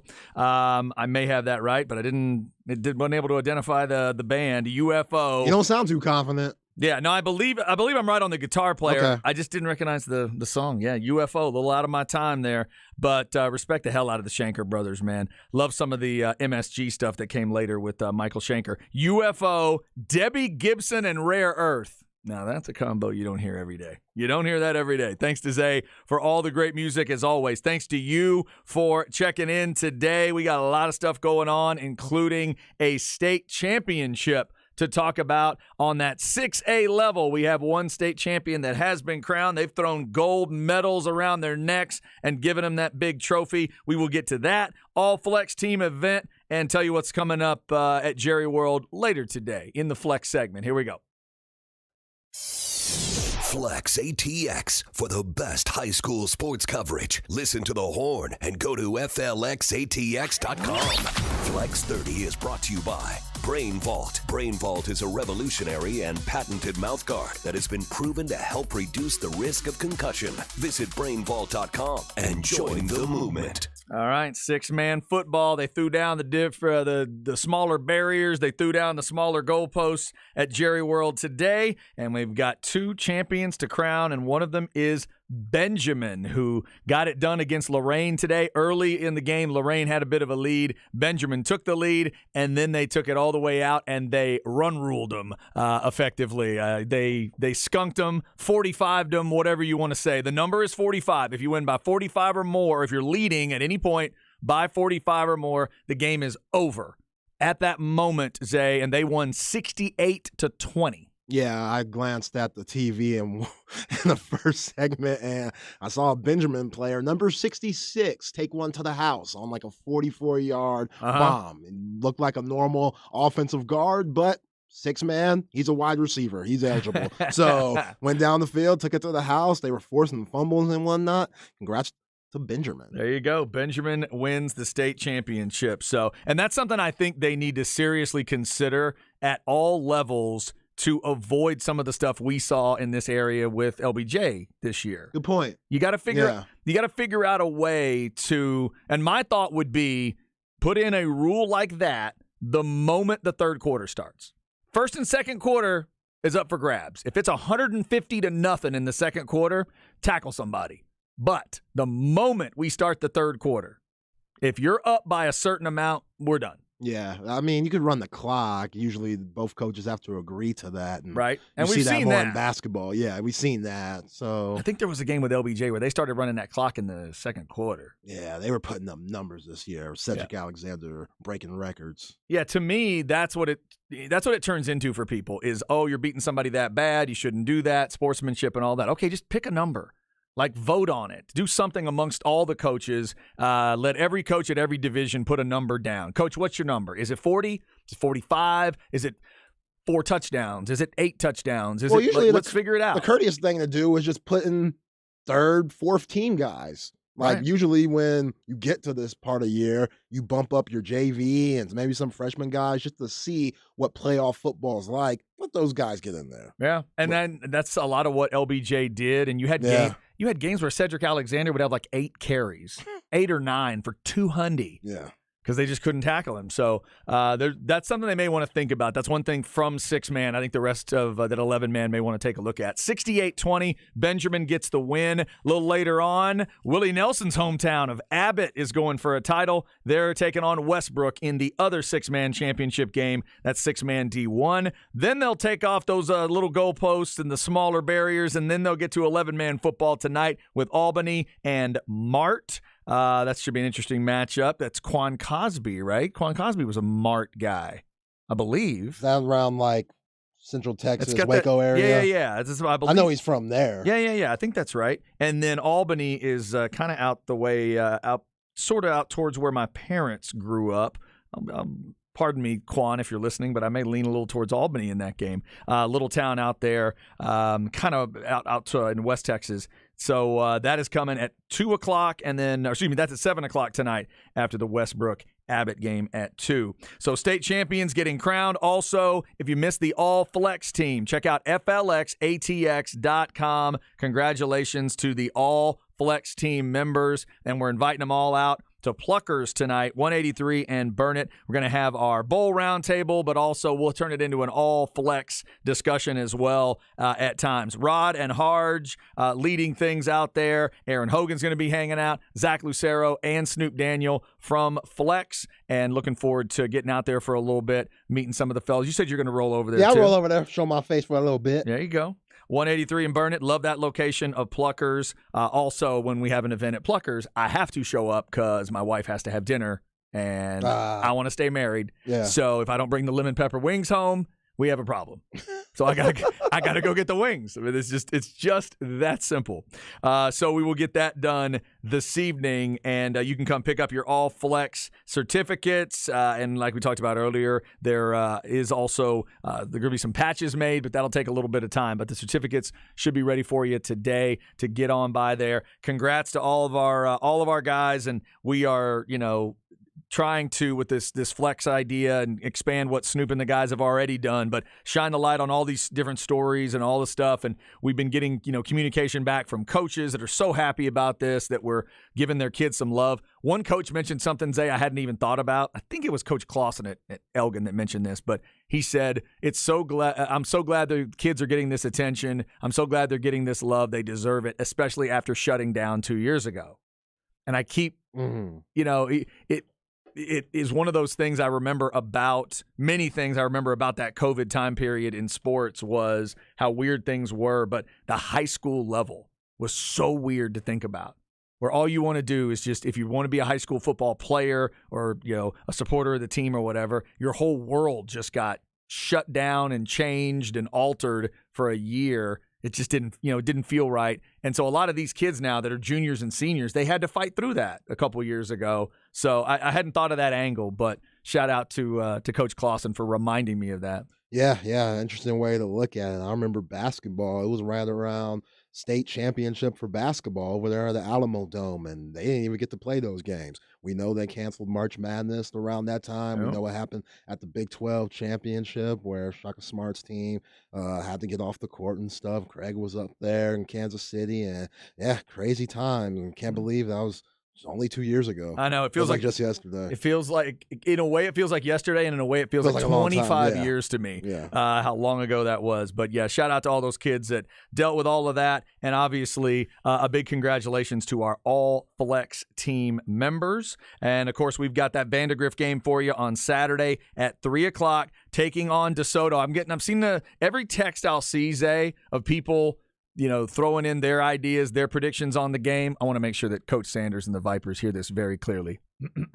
They're all picking DeSoto. Everybody. All of them. Everybody. Every one of them. Vandegrift's going to get thumped. Coach, they're going to get blasted. They have no chance. We heard the same people talking the same mess last week with Katie. Coach Sanders, make sure you take that chip from last week that was on y'all's shoulder and just leave a little extra space, because it feels like there needs to be a space for a chip this week too. Mr. Buchanan, Mr. Reed, Mr. Coleman, Mr. Witt, they do not believe in you. The people that pick these games, they are not believing in you. Sometime this week, Craig Way may tell you about that computer that likes to compute things. The computer said Katie was going to beat y'all, and the computer's probably going to say DeSoto's going to beat y'all. Yeah. So Justin Wells just said Jonte Cook. It looks like Antonio Brown out there. Yep. You think Alex Foster gives a damn about that? No. Nope. We're trying to get 200 tackles against this game. Okay, you're Antonio Brown, Alex Foster going to be out there looking like John Lynch 02. So, hey, it's going to be a hell of a matchup. And even though Vandegrift's the underdog right now,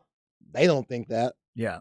I know that community doesn't think that. We don't think it. You and I, we've seen them multiple times this year. I do not think they're an underdog at all. They are hard to kill. You got to finish off the Vandegrift Vipers, and so far, a team did it very early on, and they have been a steamroller ever since, figuring out ways if they get into close games. So, Vandegrift folks, you know we are all rooting for you here, and we want you to just continue to keep that feeling you've had. The nobody believes in you theory, go ahead and keep that, because everybody I see that's picking this game is picking DeSoto to win the game. Just keep that in. Just let that simmer all week long. If I see Braden Buchanan at the event tonight, I'm going to make sure to let him know. Oh, yeah. I'm going to make sure to tell him. We'll get his thoughts on it. Damian Wimberly, too. Damian Wimberly. Y'all the underdog. Nobody's picking y'all. That's right. The people not even in Texas ain't picking y'all. That's the way they like it, man. That's the way they like it. I think the first word out of Drew Sanders' mouth last week in the postgame was the word nobody. Nobody gave us a chance. Like he was ready to say it, man. I felt so good for him. 3 o'clock is the kick time for that on Saturday. 2:30 with a special flex pregame with Snoop and Zach from AT&T Stadium, and then we'll get you to the Vandegrift crew at 2:45. All right, coming up, it's Where Are We At in Society with Zay, and then a special guest is coming in studio with us in the 2 o'clock hour, actor Jay Head. He was in The Blind Side and Hancock and Friday Night Lights and more. We will talk to the guy who brought SJ to the screen coming up in the 2 o'clock hour. Stay with us. It's The Horn.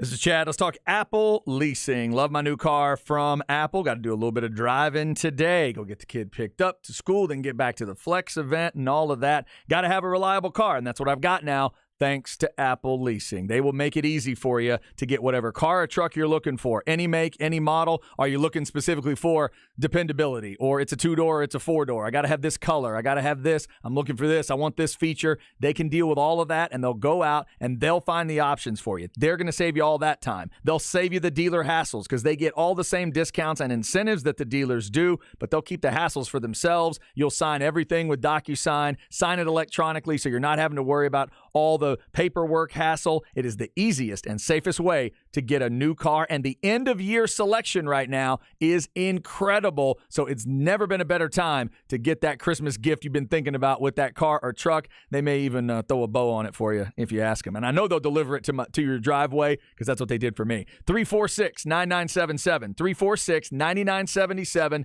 or go to appleleasing.com.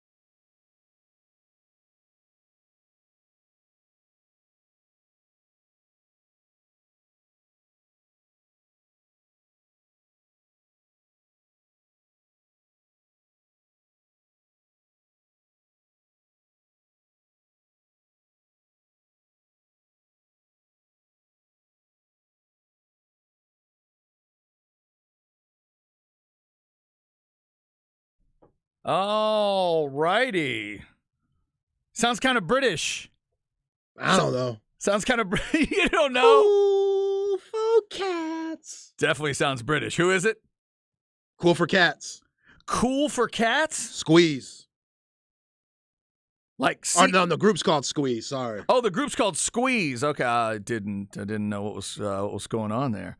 All right, very cool, very cool. Also, cool to hear that our guest is in the house. They are waiting in the lobby. Jay Head is in the house. SJ himself from The Blind Side. Can't wait to meet him and talk to him next hour.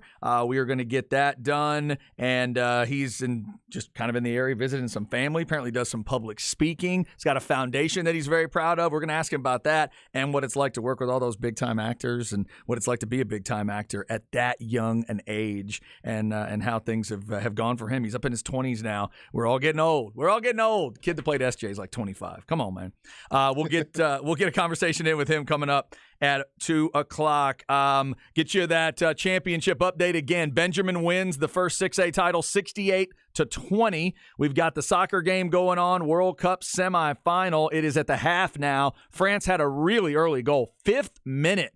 A goal from France by Hernandez is holding up 1-0 halftime score, France over Morocco. And, of course, the winner there will get Argentina in the final on Sunday morning. The next state championship game kicks at Jerry World at 2 o'clock. Now, the other 6A game is Westbrook and Abbott. All right, let's get you where are we at in society. We'll see what Zay's got for us. Where are we at in society today? All right, Chad. So right now, as a Cowboys fan, what's the objective for the end of the season? Obviously, it's to win a Super Bowl, but just for y'all right now, get to that number one spot. I would say, I would love that. I would love the idea of, that to me is still a possibility. It's keep winning, see if Philly can slip once and beat them and see if you can win a tiebreaker and maybe get that division. But you don't want to add any more fuel to the Eagles' big-ass fire that they have going right now. I definitely don't. They hate the Cowboys enough. Too late, though, because Micah Parsons might have done that. He was on a podcast with Von Miller, your guy, the Von Cast. Von Miller, he's in good, he has good energy, especially him knowing that his season's over with the ACL. But him and Micah Parsons, they're talking and whatnot, and Micah asks him, I don't know who asks who, but this topic came up. Is it Jalen Hurts or is it the system and the team? And Micah Parsons was like, it's the system and the team. Oh, no. And Vaughn is kind of trying to save him. Like, he's doing a little bit. Like, Jalen Hurts is really good this season. I get they have a lot, but Micah's like, yeah, he's having a great season and all, but you got to look at everybody on that squad. So, yeah, there you go. More fuel to the fire. You did not need. No, you didn't need that. You needed as many compliments for Jalen Hurts as you could find. Yeah, I'd be like, oh, he's cold. He's having a terrific season. I've never seen anybody like him. Yeah, I'm giving all types of praise. The answer's both. He's good looking. Yeah, say all of it. All of it. It's him. It's the system. It's the coaches. They feel like they are really gelling right now, clearly, because they've got, 12 wins? Is it 12-1? They're already in the playoffs. Right, because the Cowboys are 10-3. Yeah. That's just, yes, throw compliments. You don't need to give a guy like that. You don't need to give a guy like that any added fire, any added focus. I probably would have held off on that. But the Cowboys, there was shakiness to last week. They've got to get back on track this week. You got to go win that Jacksonville game at all costs. And hope that maybe you can get there, but this still is feeling like a team to me right now, Zay, that may have a tough time winning that first playoff game. That, to me, is far from guaranteed. Even if they could find a home game, I'm just not guaranteed they're going to win the first game. Yeah, there's a lot of questions on the offensive line now that Terrence Steele is out, what they're going to do with that. Is Smith going to come in to be able to replace him? And just they're taking a lot of beatings with bruises. They lost a couple of secondary guys, so now they're weary there. And it looks like the Eagles, they're starting to get healthier and healthier as the weeks go on. So I don't like this comment from Micah Parsons if I'm a Cowboys fan, but as an NFL fan, that's petty. I love it. I love it. It just makes that rivalry that much better. And yeah, I think Micah Parsons, he's so young, he knows no better. Like, he thinks that everybody has his talent. No, that's not the case. Not everybody has your talent. Not everybody can go out there and do what you do. When you say things like that, you're not just speaking for yourself, you're speaking for the whole squad.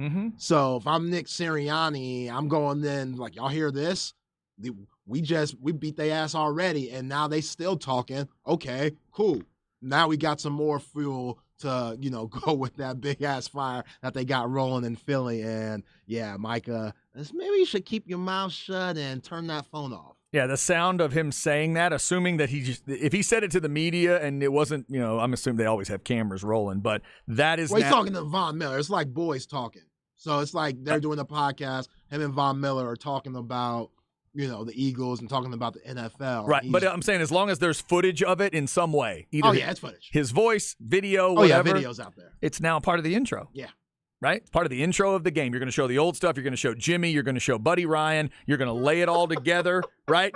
And then right at the end of it, you're saying, and it's not, and it doesn't seem to be ending anytime soon. And then you play it in a way, you edit it in a way where it sounds as bad as it can sound and as snarky as it can sound, and then you kick off. Damn, we showing Reggie White and Randall Cunningham too in this video? Oh, yeah. Okay. Oh, they'll show it all. Okay. Yeah. Bounty Bowl. The whole thing. Bounty Bowl. They'll go beyond Bounty Bowl. They'll go past Bounty Bowl back into the old days. They'll bring it forward. You'll see a Bounty Bowl reference. You'll see him throwing snow on Jimmy Johnson. All of those things will be included. And yes, you'll see Reggie and you'll see Jerome. What was my man's name? The Jerome Brown, right? That group, Randall Cunningham. You'll see all of it. Maybe a little Donovan McNabb era. You'll see all of that. And the chunky suit. Oh, my goodness. Yeah, you'll see everything. All right, there it is. Where are we at in society with Zay? We do it every day, about 1:45. I tell you what, let's hit this break a little early because we got a special guest coming in. They are already here waiting, so we'll go greet them and bring in the actor Jay Head to talk about his career, what he's got going on now, and what was it like to work with Sandra Bullock and Ed Orgeron in The Blind Side. This dude's got some stories. We're going to get them next on The Horn.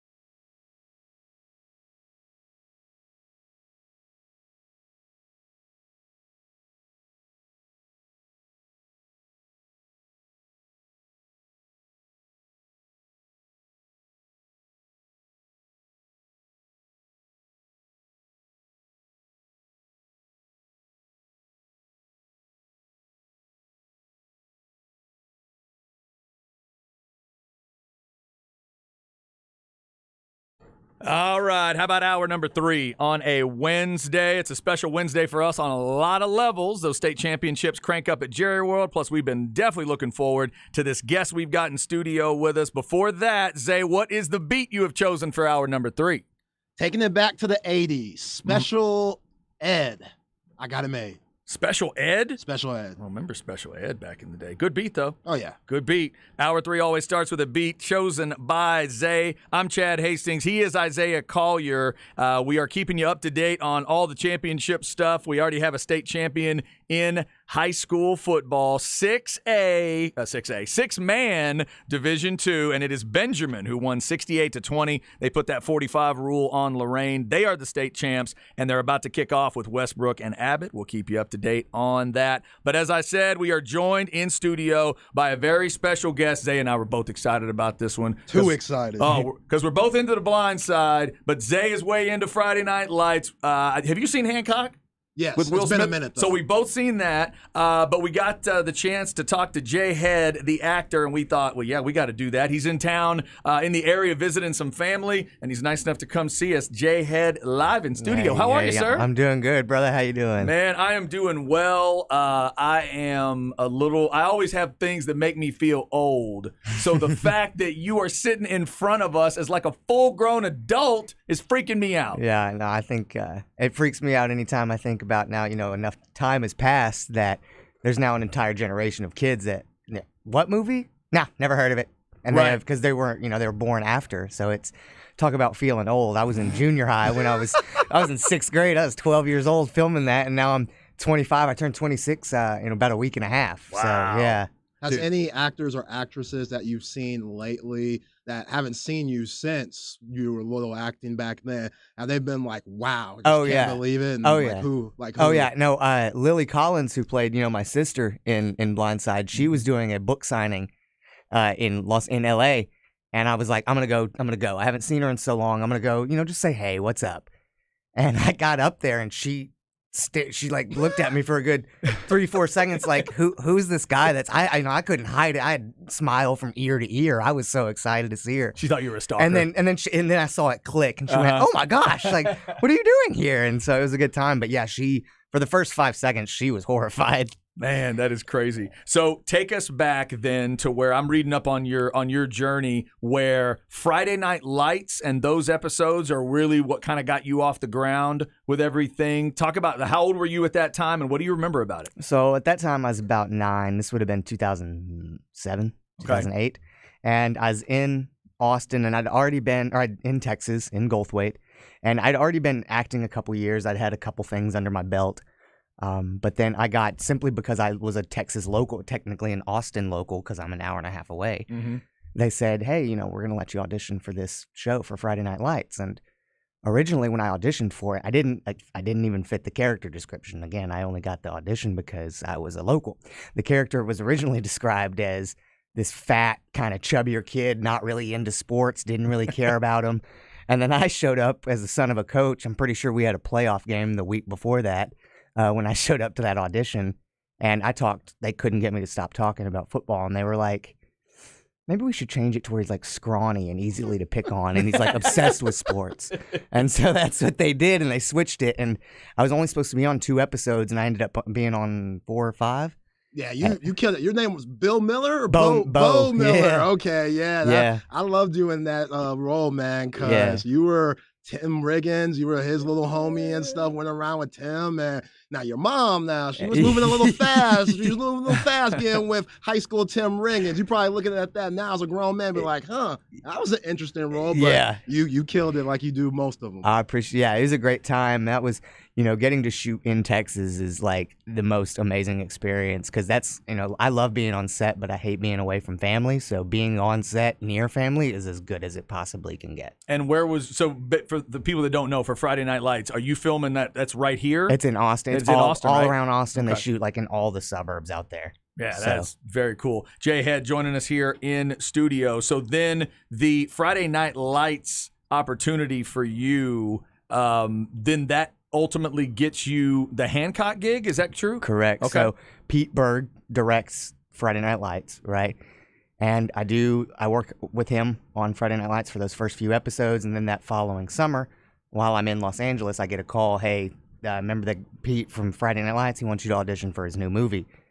And that's the weirdest audition I've ever been to this day, because usually you get the script, you got two scenes you got to prepare. Mm-hmm. So that's what I did. I prepared these 2 scenes and I'm ready to go. We walk in, the first thing he says is throw that script in the trash. We don't need it. And I immediately I was 10 years old. I was like, oh, here we go. Wow. And, yeah.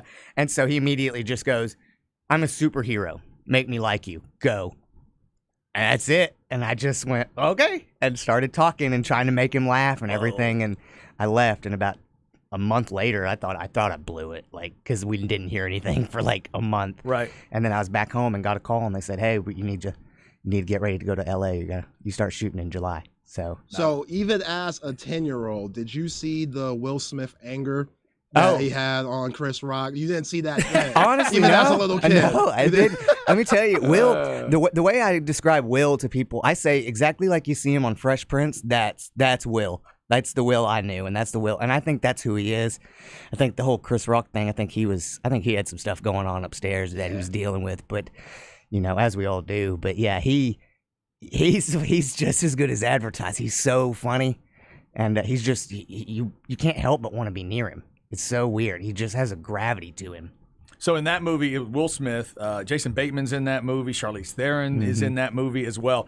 Being 9 to 10 years old, I'd be starstruck with them today. Right. But you are at what point do you remember thinking, all right, I've got to be cool, I've got to be able to deal with, at age 9, are you able to deal with being around big time actors, or did you get a little starstruck? How'd you do it? I somehow, I don't know how I was able to keep it cool. My mom, on the other hand, completely blew it. The first time we met Will, we were sitting in the office. It was right after I'd booked it, and we're sitting in a room kind of like this. We're sitting up against the wall on the couch we're just talking, and then the door opens, and that could be anybody in the world, and it's Will Smith comes in, and my mom went right in the and I was like, no, there's our first impression. There we go. Yeah. And so, and I don't know how. I think it was kind of more of just, I was so shocked I became numb. So I just stood up and, hey, how you doing? I'm Jay. It's an honor to meet you, sir. And somehow I was able to keep it cool, but yeah, she did not at all. So your mom, she was a teacher, and your pops, he was a high school football coach. How did you get into acting as a kid growing up in a small town? Well, I got to go back to the beginning, because I was born with a heart condition called hypoplastic left heart syndrome. So what that is kids that are born with that, they're either born parts of their heart are underdeveloped or not there at all. For me, when I was born, my aorta, the big, the loop that goes over, was the size of a string. So it was useless. So I had to have, supposed to be 3 open heart surgeries. I ended up having to have 4 by the time I was 4.5. And so the doctors were like, okay, due to his condition, we can't recommend him play sports. It's not safe. Well, my dad's a coach. My mom's a teacher. My brother, by the time he was out of high school, was a three-sport all-state athlete 4 years in a row. And then you can't play. And so my parents knew, he needs something. He needs something that it's his world, his realm that he can, dominate in. And I always had the personality. I love talking to people, and I do imitations on TV. When I was a kid, I would stand up and sing. I always wanted to give the prayer at Thanksgiving. That was who I was as a kid. And so it was perfect. So I got sent to Dallas and went to an acting search thing, which they tell you you're not supposed to do, and I don't recommend it. If you hear about one, I don't recommend it, because they say, a lot of them are scams, and I think that's probably true. Oh, wow. But we lucked out, and while I was in Dallas doing this thing, I met a coach, and he said, I think you have real talent, and I think you should come out to Los Angeles and train with me. And so 3 months later, me and my dad packed up the car and drove out to Los Angeles for 3 months, and we didn't know anybody or what we were doing, but we were going to figure it out. Wow. And so, there we went. And the rest is history. That's crazy. Yeah. Jay Head joining us in studio. Check out jayhead.com, the website. That's J-A-E for Jay, by the way. Jayhead.com with all the stuff that he's got going on now, from public speaking to his foundation. Also, I'm being told that you're involved now in coaching actors. Yeah. Talk about that. When did that come about? Well, so I've always, I guess when you grow up as a son of a coach, you kind of just learn to pick up on just coaching instincts in general. And so, I've been an actor since I was 7. So I've been on, I'm 25, almost 26, but I've been in this business almost 20 years. So it's very strange. Mm-hmm. But I have a lot of insight and I have a lot of experience, just like anything else. I have a lot of experience and I love sharing that, especially to kids coming up, the 18, 19-year-olds coming out to LA, and maybe they've had an acting class, maybe they studied theater a little bit, but, not much. And I like getting out there because I feel like I can relate because I see the things that I went through and I didn't understand and I struggled with, and I can see other people doing it, and I love being able to go, hey, here's a trick that I learned, give this a shot. And then when it works, it's the coolest feeling ever. Yeah. And so started doing that, and I've, kind of met some people that I guess agreed that I somewhat knew what I was talking about. And so they're like, I think you should start, helping and doing this. So I got some things working on that. I'm working with Faith Clark. She's a great casting director, and she's brilliant. We've sat and talked, and her whole method on what she wants to do is really great, and it's helped me because it's a different outlook on acting that I've never looked at before. And so I'm learning just as much as anybody else is, and I think that's great for everybody. That's very cool. Coach's kid becomes a coach. Yeah, that's amazing. I'm a coach's kid too, so I could definitely relate Absolutely. to you in that aspect. It's tough. Coaches, they're different. It's hard for them to turn off that being a dad and being a coach. They mix it in together. And it's a unique experience, but I wouldn't trade it for the world. Let me ask you this, Jay. Going from a small town to Los Angeles, were you going back and forth, or did you move there at some sort of point? No. I was going back and forth my entire childhood career because they always wanted me to, you should just move here. If you would move here, it would be great. Your career would do immensely better. But I have a brother who's younger than me. He's a year younger. He's Texas. Texas is all he knows. I wasn't going to do that to him, and I wasn't going to do that, This is where all my family is. I wasn't going to do that. I wasn't going to make my entire family sacrifice that for me. I'm willing to make that sacrifice, and that's why I left when I was 18 and I moved out myself there, But I said, I'm the one bearing this. Nobody else is. And I'm happy with the way I did it because, again, like, I would not want my family to have to be stuck out there if they didn't need to be. That's a big, that's a mature thought for such a young man to make. That is impressive. All right, let's get to some blindside discussion because Zay and I are big fans. I know a lot of people are big fans.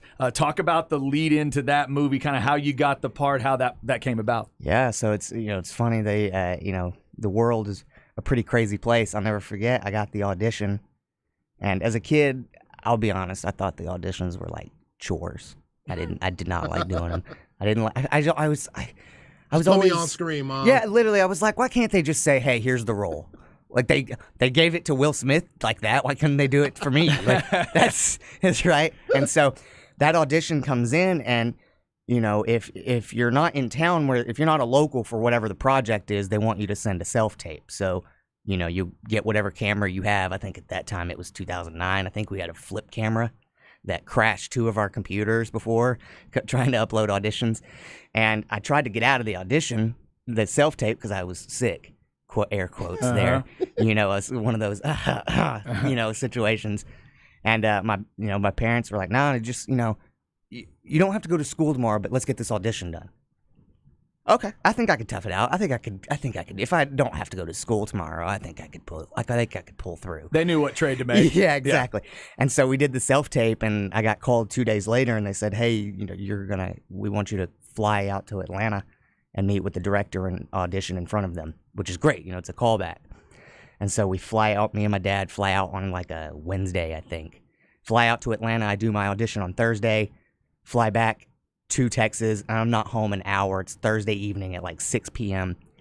And I get a call and they say, "Hey, you booked Blindside. You're leaving Sunday and you're going to be gone for 3.5 months." Wow.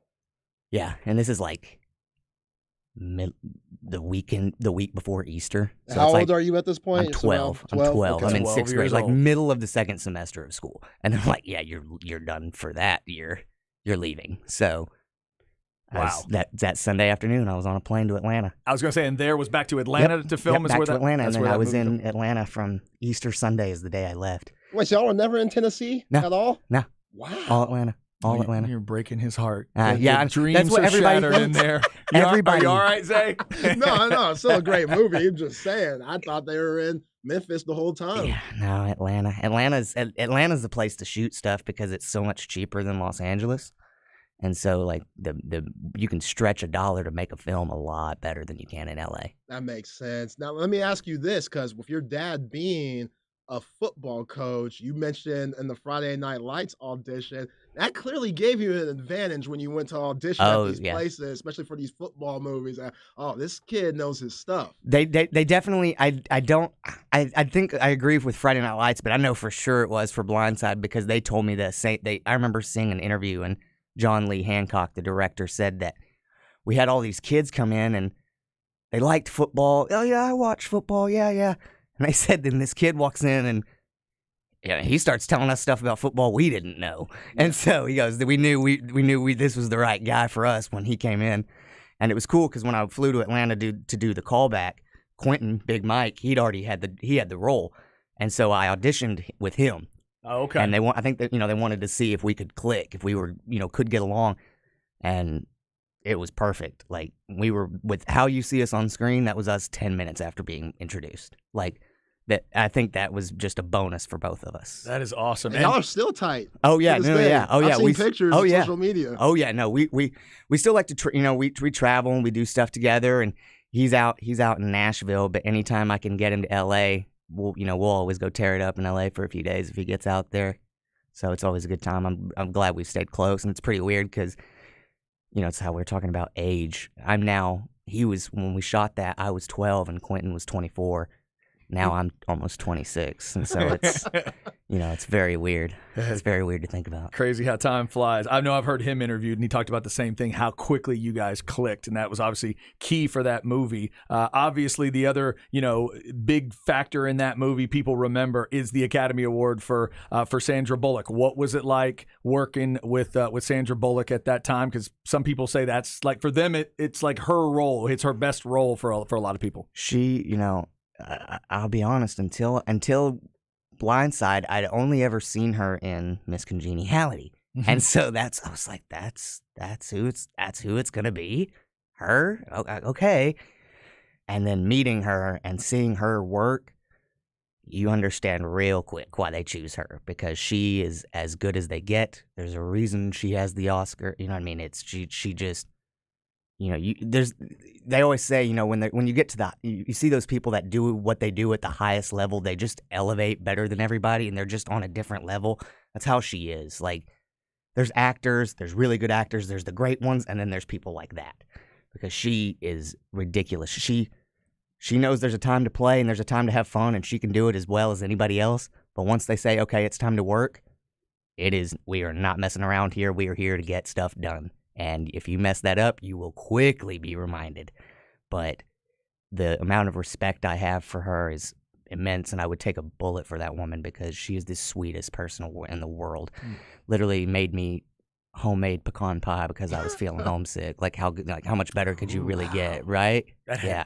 Does she have a little rest? Oh my goodness! I don't know if she made it herself. I don't care. She could have lied to me. I don't care. I ate all of it. It was I want delicious. to say she has a restaurant down I know here. she used to. Yeah. I know she. I don't know if she still does or not. It might still be there, but I know she used to and did at that time. But yeah, she asked me. She said, "What's your favorite dessert?" And I said, "Well, I'm from Texas, so pecan pie." And the next day, there was a knock on my trailer door, and there's Sandra Bullock sitting there holding the homemade pecan pie. She delivered it personally? Knocked on my door and delivered it personally. You go, Sandy Bullock! Right? That is awesome. That's amazing. That's the story I always tell people when they ask me, how is she? I tell them that story because that tells you everything you need to know. Oh, wow. That is amazing. All right, J-Head is joining us in studio. Can you hang out with us a little bit? Absolutely. All right, he'll hang through with us through a break here. Up next, we always do Why Today Matters. J-Head is in studio with us. That's why Today Matters on this December 14th. We'll get more from him. We're into the Blindside part of it. We got to ask him a little more about Blindside. We hit the Hancock thing a little bit, Friday Night Lights. Also, spoiler alert, I'm hearing he might not have made it through the episode of Yellowstone. We got to find out what's going on there. Got to find out the Yellowstone vibe. He's kind of got a Yellowstone sort of outfit, a little westerny Texan. I always try to throw you off a little bit. You never know. Might come in with some Jordans and a hat. You never know. Oh, yo, I've seen you on IG, man. You out here. Hey, I living that California life, man. You're doing it. I appreciate it, big. I try my best. You bring a little Texas in here, though. You bring a little denim country. Yeah. We will get some more on that as well. Jay Head, more with him coming up. And remember, it's jhead.com if you want to find out everything he's got going on. We're going to ask him about the public speaking and some of the other stuff as well. That's jaehead.com if you want to check him out online. All right, coming up, why today matters, and we'll get you updated on the football and the soccer. Don't move. It's the Horn.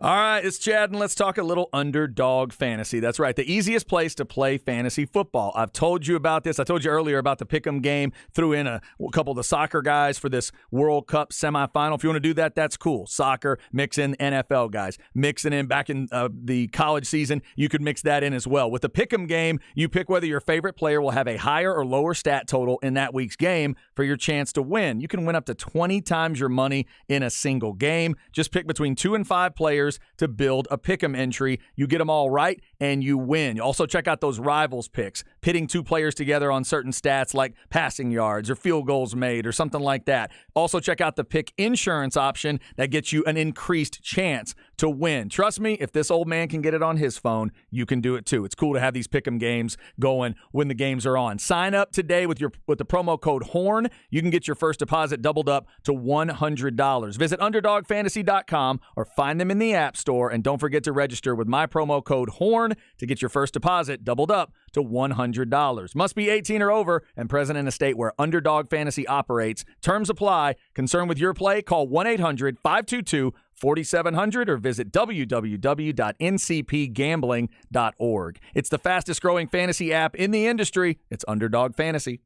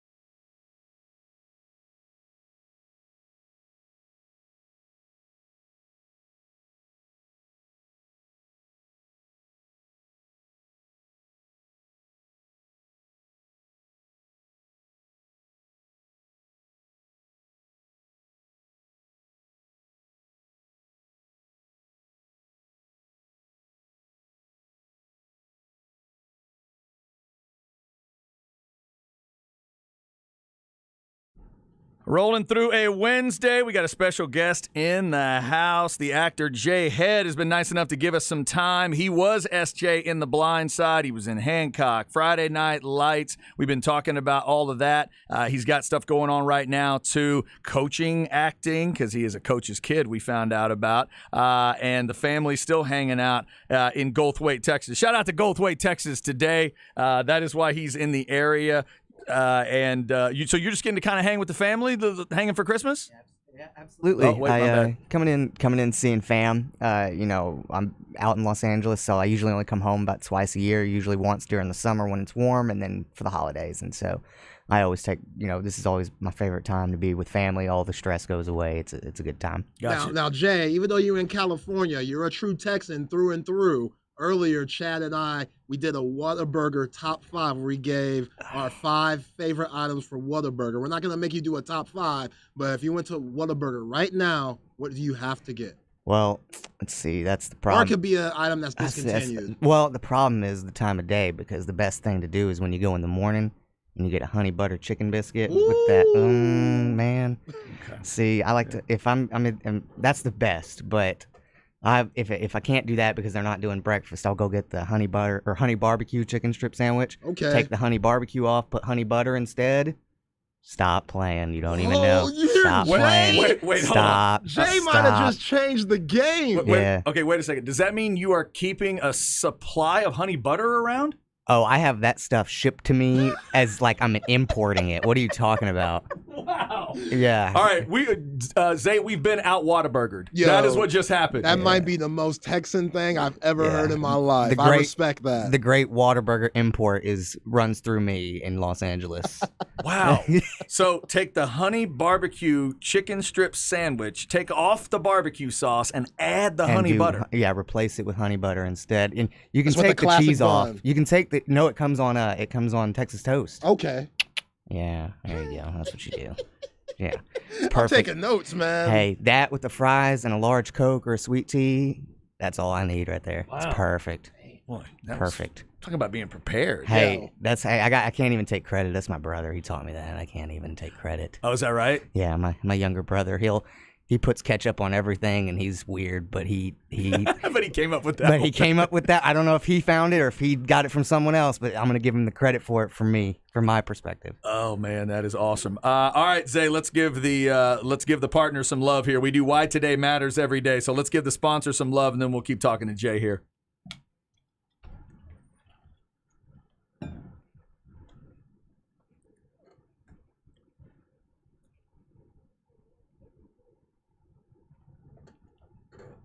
Yes, indeed. All right, so in addition to Sandra Bullock, obviously in The Blind Side, you got to interact with some coaches. We're sports radio here, so I wanted to ask you about that part of it. What stuck out to you? You're 12 years old, you get this gig. Yeah, Sandra Bullock and all that, but you knew sports. You knew coaches. You were a coach's kid. Tell me about interacting with the coaches. Oh my gosh! So when I shot that movie, like I said, it was in the middle of the second semester. Both my parents are school teachers and coaches, and a coach.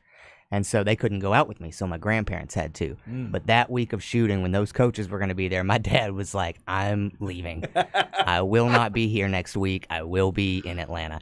And he showed up and hanging out with those coaches. It made me really happy seeing my dad, because my dad looked like a kid in a candy shop. He was so thrilled. Lou Holtz and all them. He talks about he wrote a letter to Lou Holtz in college. And now he's sitting there talking to him, and I thought that was pretty cool. Nice. But I tell you who, I was young. I watched games, but I didn't know. I couldn't tell you who were the better coaches back then. But I could tell you that guy named Nick Saban, when he walked in, that guy was different. That guy walked in like there's a reason that standard and that level that they expect from everybody. He sets it when he walks in the room, not even as a coach, just as a person. And he was the coolest guy ever. I sat there and talked to him, and he was there. It was funny. I think he was shocked how long it takes to shoot a movie in a day, or how much, Yeah. I think he thought it was going to be something. I'll just show up a couple hours and then go do what I got to do and then leave. And it was an all-day thing. And I think he was pretty exhausted by the end of the day. And he was like, yeah, you guys are. He just kind of realized like this is not a walk in the park to do this kind of stuff. But he was so nice, and he actually sent me in my trailer after he was done. There was a box that was in my room addressed to me, and I had no idea what it was. And I opened it, and it was from him. and it was an entire care package of just Alabama shirts, footballs. He hand wrote a letter to me, and it was funny because in the letter it said, you know, if you ever, it had his office number. It said, if you ever need anything, you ever want to come catch a game, you have my number, give me a call. And this is the summer of 2009. It's the year that next season they go and beat Colt McCoy in the national championship. It's that following season. And me and my dad were sitting there in Goldthwait watching that game going, we probably should have cashed in on that offer for this one. Probably should have said yes to that. Probably should have called in on that offer that he made, but we didn't. And I still have the shirts and all the stuff. But he's just a great guy. But getting to meet all those guys is awesome. That is cool. Yeah. Now, let's talk about Tim McGraw a little bit, because I think, you saw the Friday Night Lights, the movie, and he did a good job on that. But I thought he really showed his acting chops on Blind Side. Yes, 1883 is a terrific show, too. We know you work with Yellowstone, and we'll get to that. But what was it like working with him? Did he bring his guitar on set? Was he playing music throughout, when y'all had time off and stuff? How was that like? Oh, man, Tim is, when I tell you I didn't want to be a cowboy more in my life than when Tim McGraw walked in set. He brings his guitar with him, and anytime we're sitting there and having downtime, he's sitting in his chair strumming the whole time, and it's the coolest thing in the world because it's just like he's sitting there practicing like he would that if he was at his house, and we're all sitting there just getting a free Tim McGraw concert every other hour, and it's pretty cool. And he's one of those people that just, when he walks in, you can't help but want to be around him. Now, when Tim McGraw is in those situations, are you getting Tim McGraw tunes, or is he busting out like random Billy Joel tunes? It's everything. Yeah. It's everything. A lot of his stuff, but he'll sing you anything you want. Yeah. I think there were definitely quite a few times the makeup ladies were tranced. They were in a trance for sure. They were spending extra time with him. They were making sure he was well taken care of. I think we got it done 30 minutes ago. Thank you. Thank you very much. Yeah. So, but no, he's a great guy, and again, like you said, his acting, he's a very talented person. To anybody that thinks he's just a singer, he is an actor, and he's very good at it. And I think he's expect like in Friday Night Lights, but yeah, in 1883, he's phenomenal. Yeah. But, now, we mentioned her yesterday. I don't recall you having a lot of scenes with her, but did you get to interact with Kathy Bates at all? Because that's obviously another heavyweight actor that's in that movie, and you're 12 years old. Did you take anything from Kathy? So yeah, Kathy, she wasn't around a whole lot. She was only there a few weeks, and we didn't have many scenes together. But she was one of those like she so prepared and just so ready to. Like, she's one of the most, I want to say, like, flexible people when it comes to acting, because any way that we wanted to pivot it, any way we needed to turn it to go, she was way ahead of you and had it already thought out. Like, It was ridiculous. Any way they wanted to, okay, let's take the scene and do it more. Like, you're kind of on him now. You're not really, caring for him. You're kind of on him. You're trying to, get him to snap out of it. Mm-hmm. Okay, she would do it. And then let's switch it and let's do it where you're really, like, you're almost like his mom, like you're coddling. Okay. And perfect. Yeah. Perfect every time. Like, yeah, I'm ready. Let's just go. And so I learned really quick, like, you got to be able to, spit that out quick and get that stuff out quick, because anything you threw at her, she was ready for it. It didn't matter. It had to be a good double lesson. Bullock's performance and Kathy Bates. Oh, man. Doesn't get much better than that. Unreal. No. All right, we're talking with Jay Head. Tell us a little bit about, we'll mention, I do want to talk about the Yellowstone thing, but real quick, I want to make sure we don't forget here. If they go to jayhead.com, you got things going on. You've done public speaking. You got this foundation going on. Talk about some of the other stuff that you have going on alongside acting, but also other than acting. Yeah. So, I coming from a coach, I always heard the pregame speeches and the halftime speeches and the all those and the all the different stories and analogies growing up. And I think just growing up around it, that close to it, it's in my DNA. And I always love, even when I was younger, I loved giving advice and helping and saying, hey, look, this is the situation, but this is kind of how it goes. And this is how you got to fix it. And even if it's not a pretty answer and it's not the one you want, it's probably the one you need. I love doing that. And a few years ago, I started doing, not very good quality minute-long videos on Instagram. And, just like a quick little, hey, here's a quote or a story to kind of get you through the week. and really didn't even have any reason why I was doing it, just because I just wanted to do it. And people started having really good positive feedback from it. People would, DM me and say, hey man, this is like, I'm going through something and this is exactly what I needed to get out of it or get through it. And it makes you feel so good because, again, I don't know if anybody listens to the words or thinks they're even worth anything, but when somebody tells you, hey man, I was going through something and this is going to help me get through it, that makes you feel really good as a person.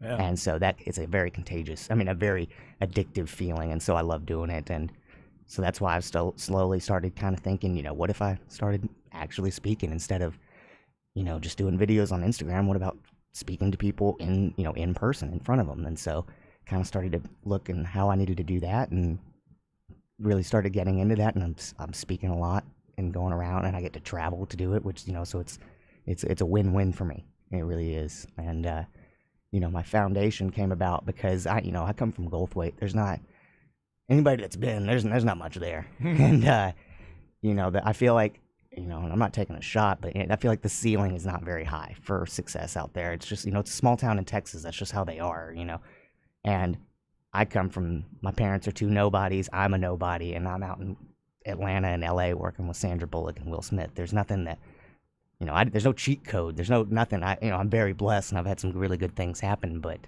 if I can get through it and I can do those kind of things, there's no reason why anybody else can't. So, Amen. I like that. And so that's my whole thing is I want to help kids, those that are coming out and, those kids coming out of school and it's like, here's your expectation of your life and this is kind of what we expect you to do.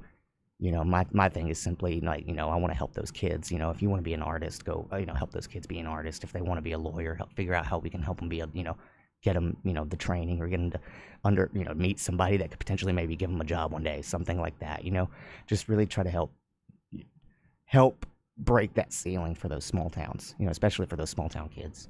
Yeah, it's very cool. How is it looking at Hollywood at this point of your life? Because you have such a unique experience seeing it from as a child. Now, it's changed throughout. What kind of changes have you seen in Hollywood within yourself and just in the game in general? Oh man, it's a completely different ball game than it was when I first started. Because you got to remember, I got first started in 2006, 2007, and that was you printed out a resume, you went and got headshots done, you printed out your headshots, you stapled them together, and then you walked into the audition room. You walk into a room of guys that look, 6 to 10 guys that look exactly like you, and they had the idea to wear the cool hat too, and then you go in and do the audition and, you don't know if you really did good or not. And then you walk out and you go home and then you go to the next one.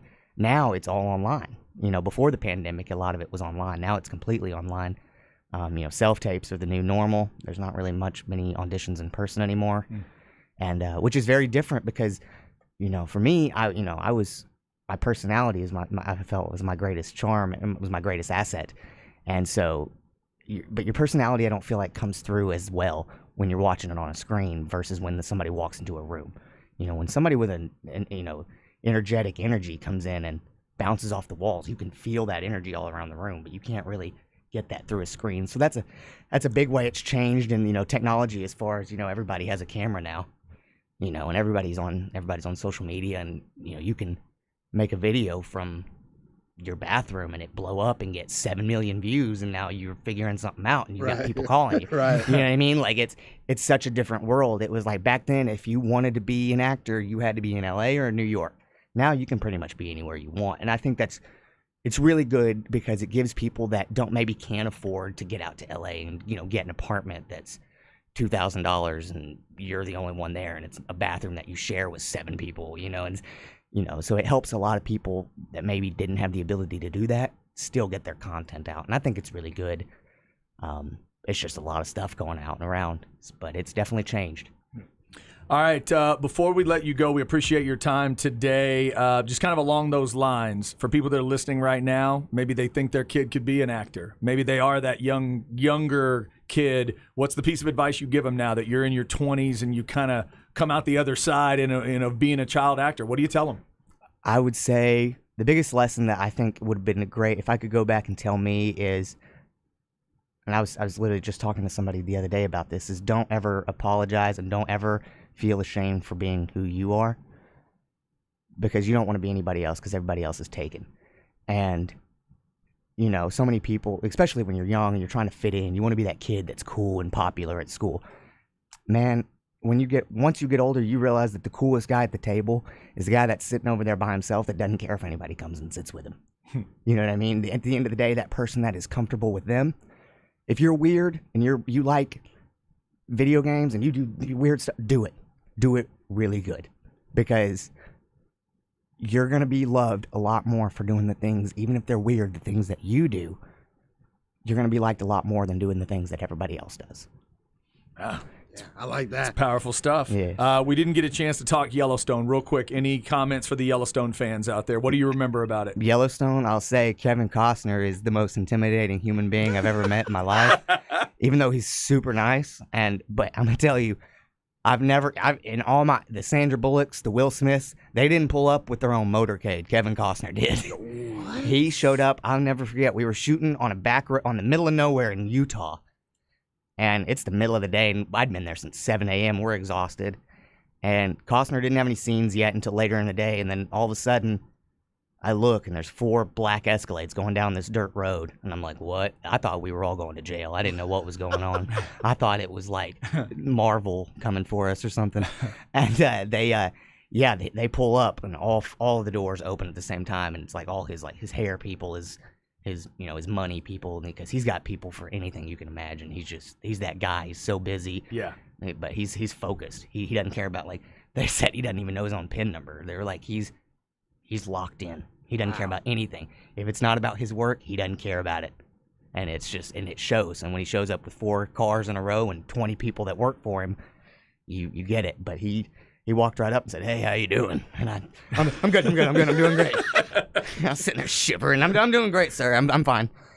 And no, he was great. And I was only there shooting a few days, but it was a really great experience. And man, I would love to have that presence on a set when you show up one day. Yeah. It's great. I'm like you, man. All the movies I've seen Kevin Costner in, all I can see is John Dutton. Oh yeah, that's how. The only person I see right now. That's how he is. Moment. Yeah, I think he's maybe not as harsh as John Dutton. Because he at least walked up and I was, my shirt was all messed up because spoilers, but. It doesn't end well for me. I'll just say that. Yeah. But my shirt had already looked like that. We had seen that. And he walks up and goes, "Oh, looks like you've had a rough day." So he's nice. He didn't even know. He's a nice guy. But yeah, man, I definitely, had a thing in my throat when he walked up. I was a little nervous. Like, I didn't know if he was going to pop off and get us or what. I didn't know. He definitely has that presence when he shows up. It's crazy. That's impressive stuff. Well, man, we really appreciate the time. Enjoy the holidays with your family in Goldthwaite. Best of luck with everything. It's Jhead, J-A-E, head.com for all the info on public speaking. If you're interested in that, the acting, coaching, all that type of stuff.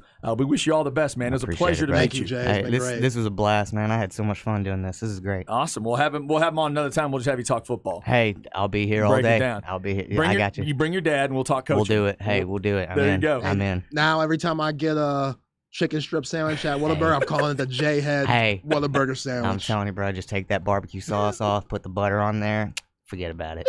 That's about as Texan as anything I've ever heard in my life. Thank you so much, man. Coming up, we'll wrap the show up with Stems and Seeds. Don't move. It's The Horn.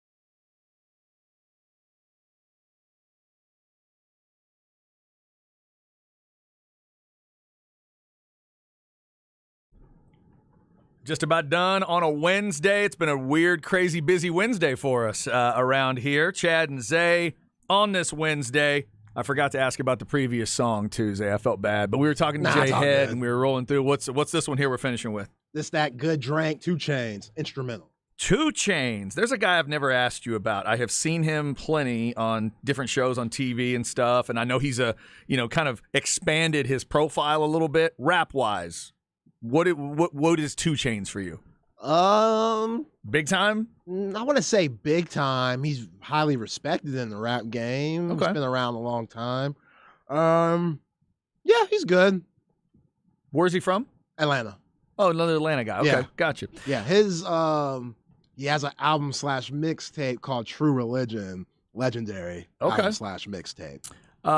Speaking of Atlanta, that is where they filmed The Blind Side, and we really enjoyed the conversation with Jay Head. And in fact, we are going to repurpose a little bit of that tomorrow, or a lot of that tomorrow, in our first hour. Tomorrow, we're going to have our first hour as kind of a best of hour because we've got our Christmas party, and we're trying to be able to duck over to that. So we're going to, if you missed any of it, you can obviously check out hornfm.com a little later on once it's podcasted, but we'll also get you some of it tomorrow in our first hour. Thanks to Jay Head for his time, JAEhead.com. Some really cool stories there. And I'll tell you what, that whole cast of Blindside must be awesome people, because a couple years ago when Trey and I got a chance to talk to Quentin Aaron, who played Michael Orr, he was awesome. And then I've now heard both sides of the same thing, that he and Jay Head are buddies. Oh, man, I went to his Instagram earlier. He has multiple pictures with Quentin Aaron. Yeah, that they clicked. I can remember hearing Quentin Aaron talk about it, and now to hear Jay Head talk about it. That's very, very cool, man, that they met on a set like that, and they're still friends all these years later. That was, again, 14 years ago? Yeah, and Quentin, Something like who that? played Michael Orr, he's 6'8", and Jay is 5'4". So you could just imagine them hanging out together. But yeah, Jay was great. That was a fun interview. It was. I did not realize. I'd read a little bit about the heart condition. I didn't know about that. The fact that he had 4 open heart surgeries by the time he was, what did he say, about 4 years old? Yeah. Something like that. Just incredible. And the first one I'm reading, Zay, was when he was 2 months old. Oh, wow. Is when he had open heart surgery for the first time. But it's really cool to hear his story. We're glad to be able to do that. Getting you a couple of updates here before we are done. The high school playoffs obviously continuing. One champion has been crowned. Benjamin beats Lorraine 68-20 in the 6-man side of things. The other 6-man game is going on right now, and Westbrook is right now up on Abbott 24-14. They are in the second quarter. About 2 minutes to go there. Stems and Seeds, brought to you by AV Consultations, 255-8678, or go to avconsultations.com. The other game going on right now is that World Cup semifinal. They are into stoppage time, but it looks like France is going to get it done. 2-0 is the score, barring something crazy from Morocco, and they're not exactly a super goal-scoring team. My African brothers. I think they're going to be going home, Zay. 2-0 the score. Looks like it's going to be France and Argentina tomorrow. Also a reminder, with Rod and Harge coming up, they are going to be live out at Pluckers 183 and Burnett out at the research location. They'll be rolling out the show, the bowl roundtable, the all flex team discussion. We welcome out all those all flex team members, coaches, fans, parents, supporters out to Pluckers tonight. 183 and Burnett will be celebrating that all flex team. Then once they are done at 7, we got the Longhorn Blitz podcast for you Texas football fans at 7. Soccer Matters, special edition of Soccer Matters, talking World Cup stuff at 8. 9 o'clock tonight is Fight Night, last episode of 2022 for the fellas on Fight Night with Eddie and Jordan, and then Sports Guys talking wrestling at 10 o'clock. So all that going on for us today. And again, tomorrow we'll get you some of that J-Head interview in our first hour, maybe mix in a little bit of the all flex team. Tomorrow at 1, we've got Chip Brown of horns247.com. Our man Jeff Howe is he's a little bit under the weather right now. He had a little bout of COVID he's dealing with. He's feeling a little bit better, but not quite on air better yet. So he's resting this week. So we're going to have Chip Brown on tomorrow. Should be an interesting conversation. I want to get Chip's thoughts on where this whole Chris Beard thing is. There's nobody that'll be more realistic with us about what he's seeing, what he's hearing. Chip's been asking some questions behind the scenes. Oh, yeah. We're going to find out what's going on there at 1 o'clock tomorrow. So that'll be right as we're getting back from that Christmas party, and we'll get you as much as we can tomorrow on a Thursday on that front. All right. You think the bosses will be upset if I come to work absolutely blitzed from the Christmas party? You're throwing a Christmas party at 11 and expect me to work. I don't know what they expect from us. I don't know if you'd go blitzed. Okay. Maybe go a little bit north of blitzed, and we could be fine. All right, just make sure. Could just be a nice loose show tomorrow. That's what you may get tomorrow. We'll see. Come on back. We'll go to a little Christmas party and then come do 2 hours of a talk show. What could go wrong? This is The Horn. See ya.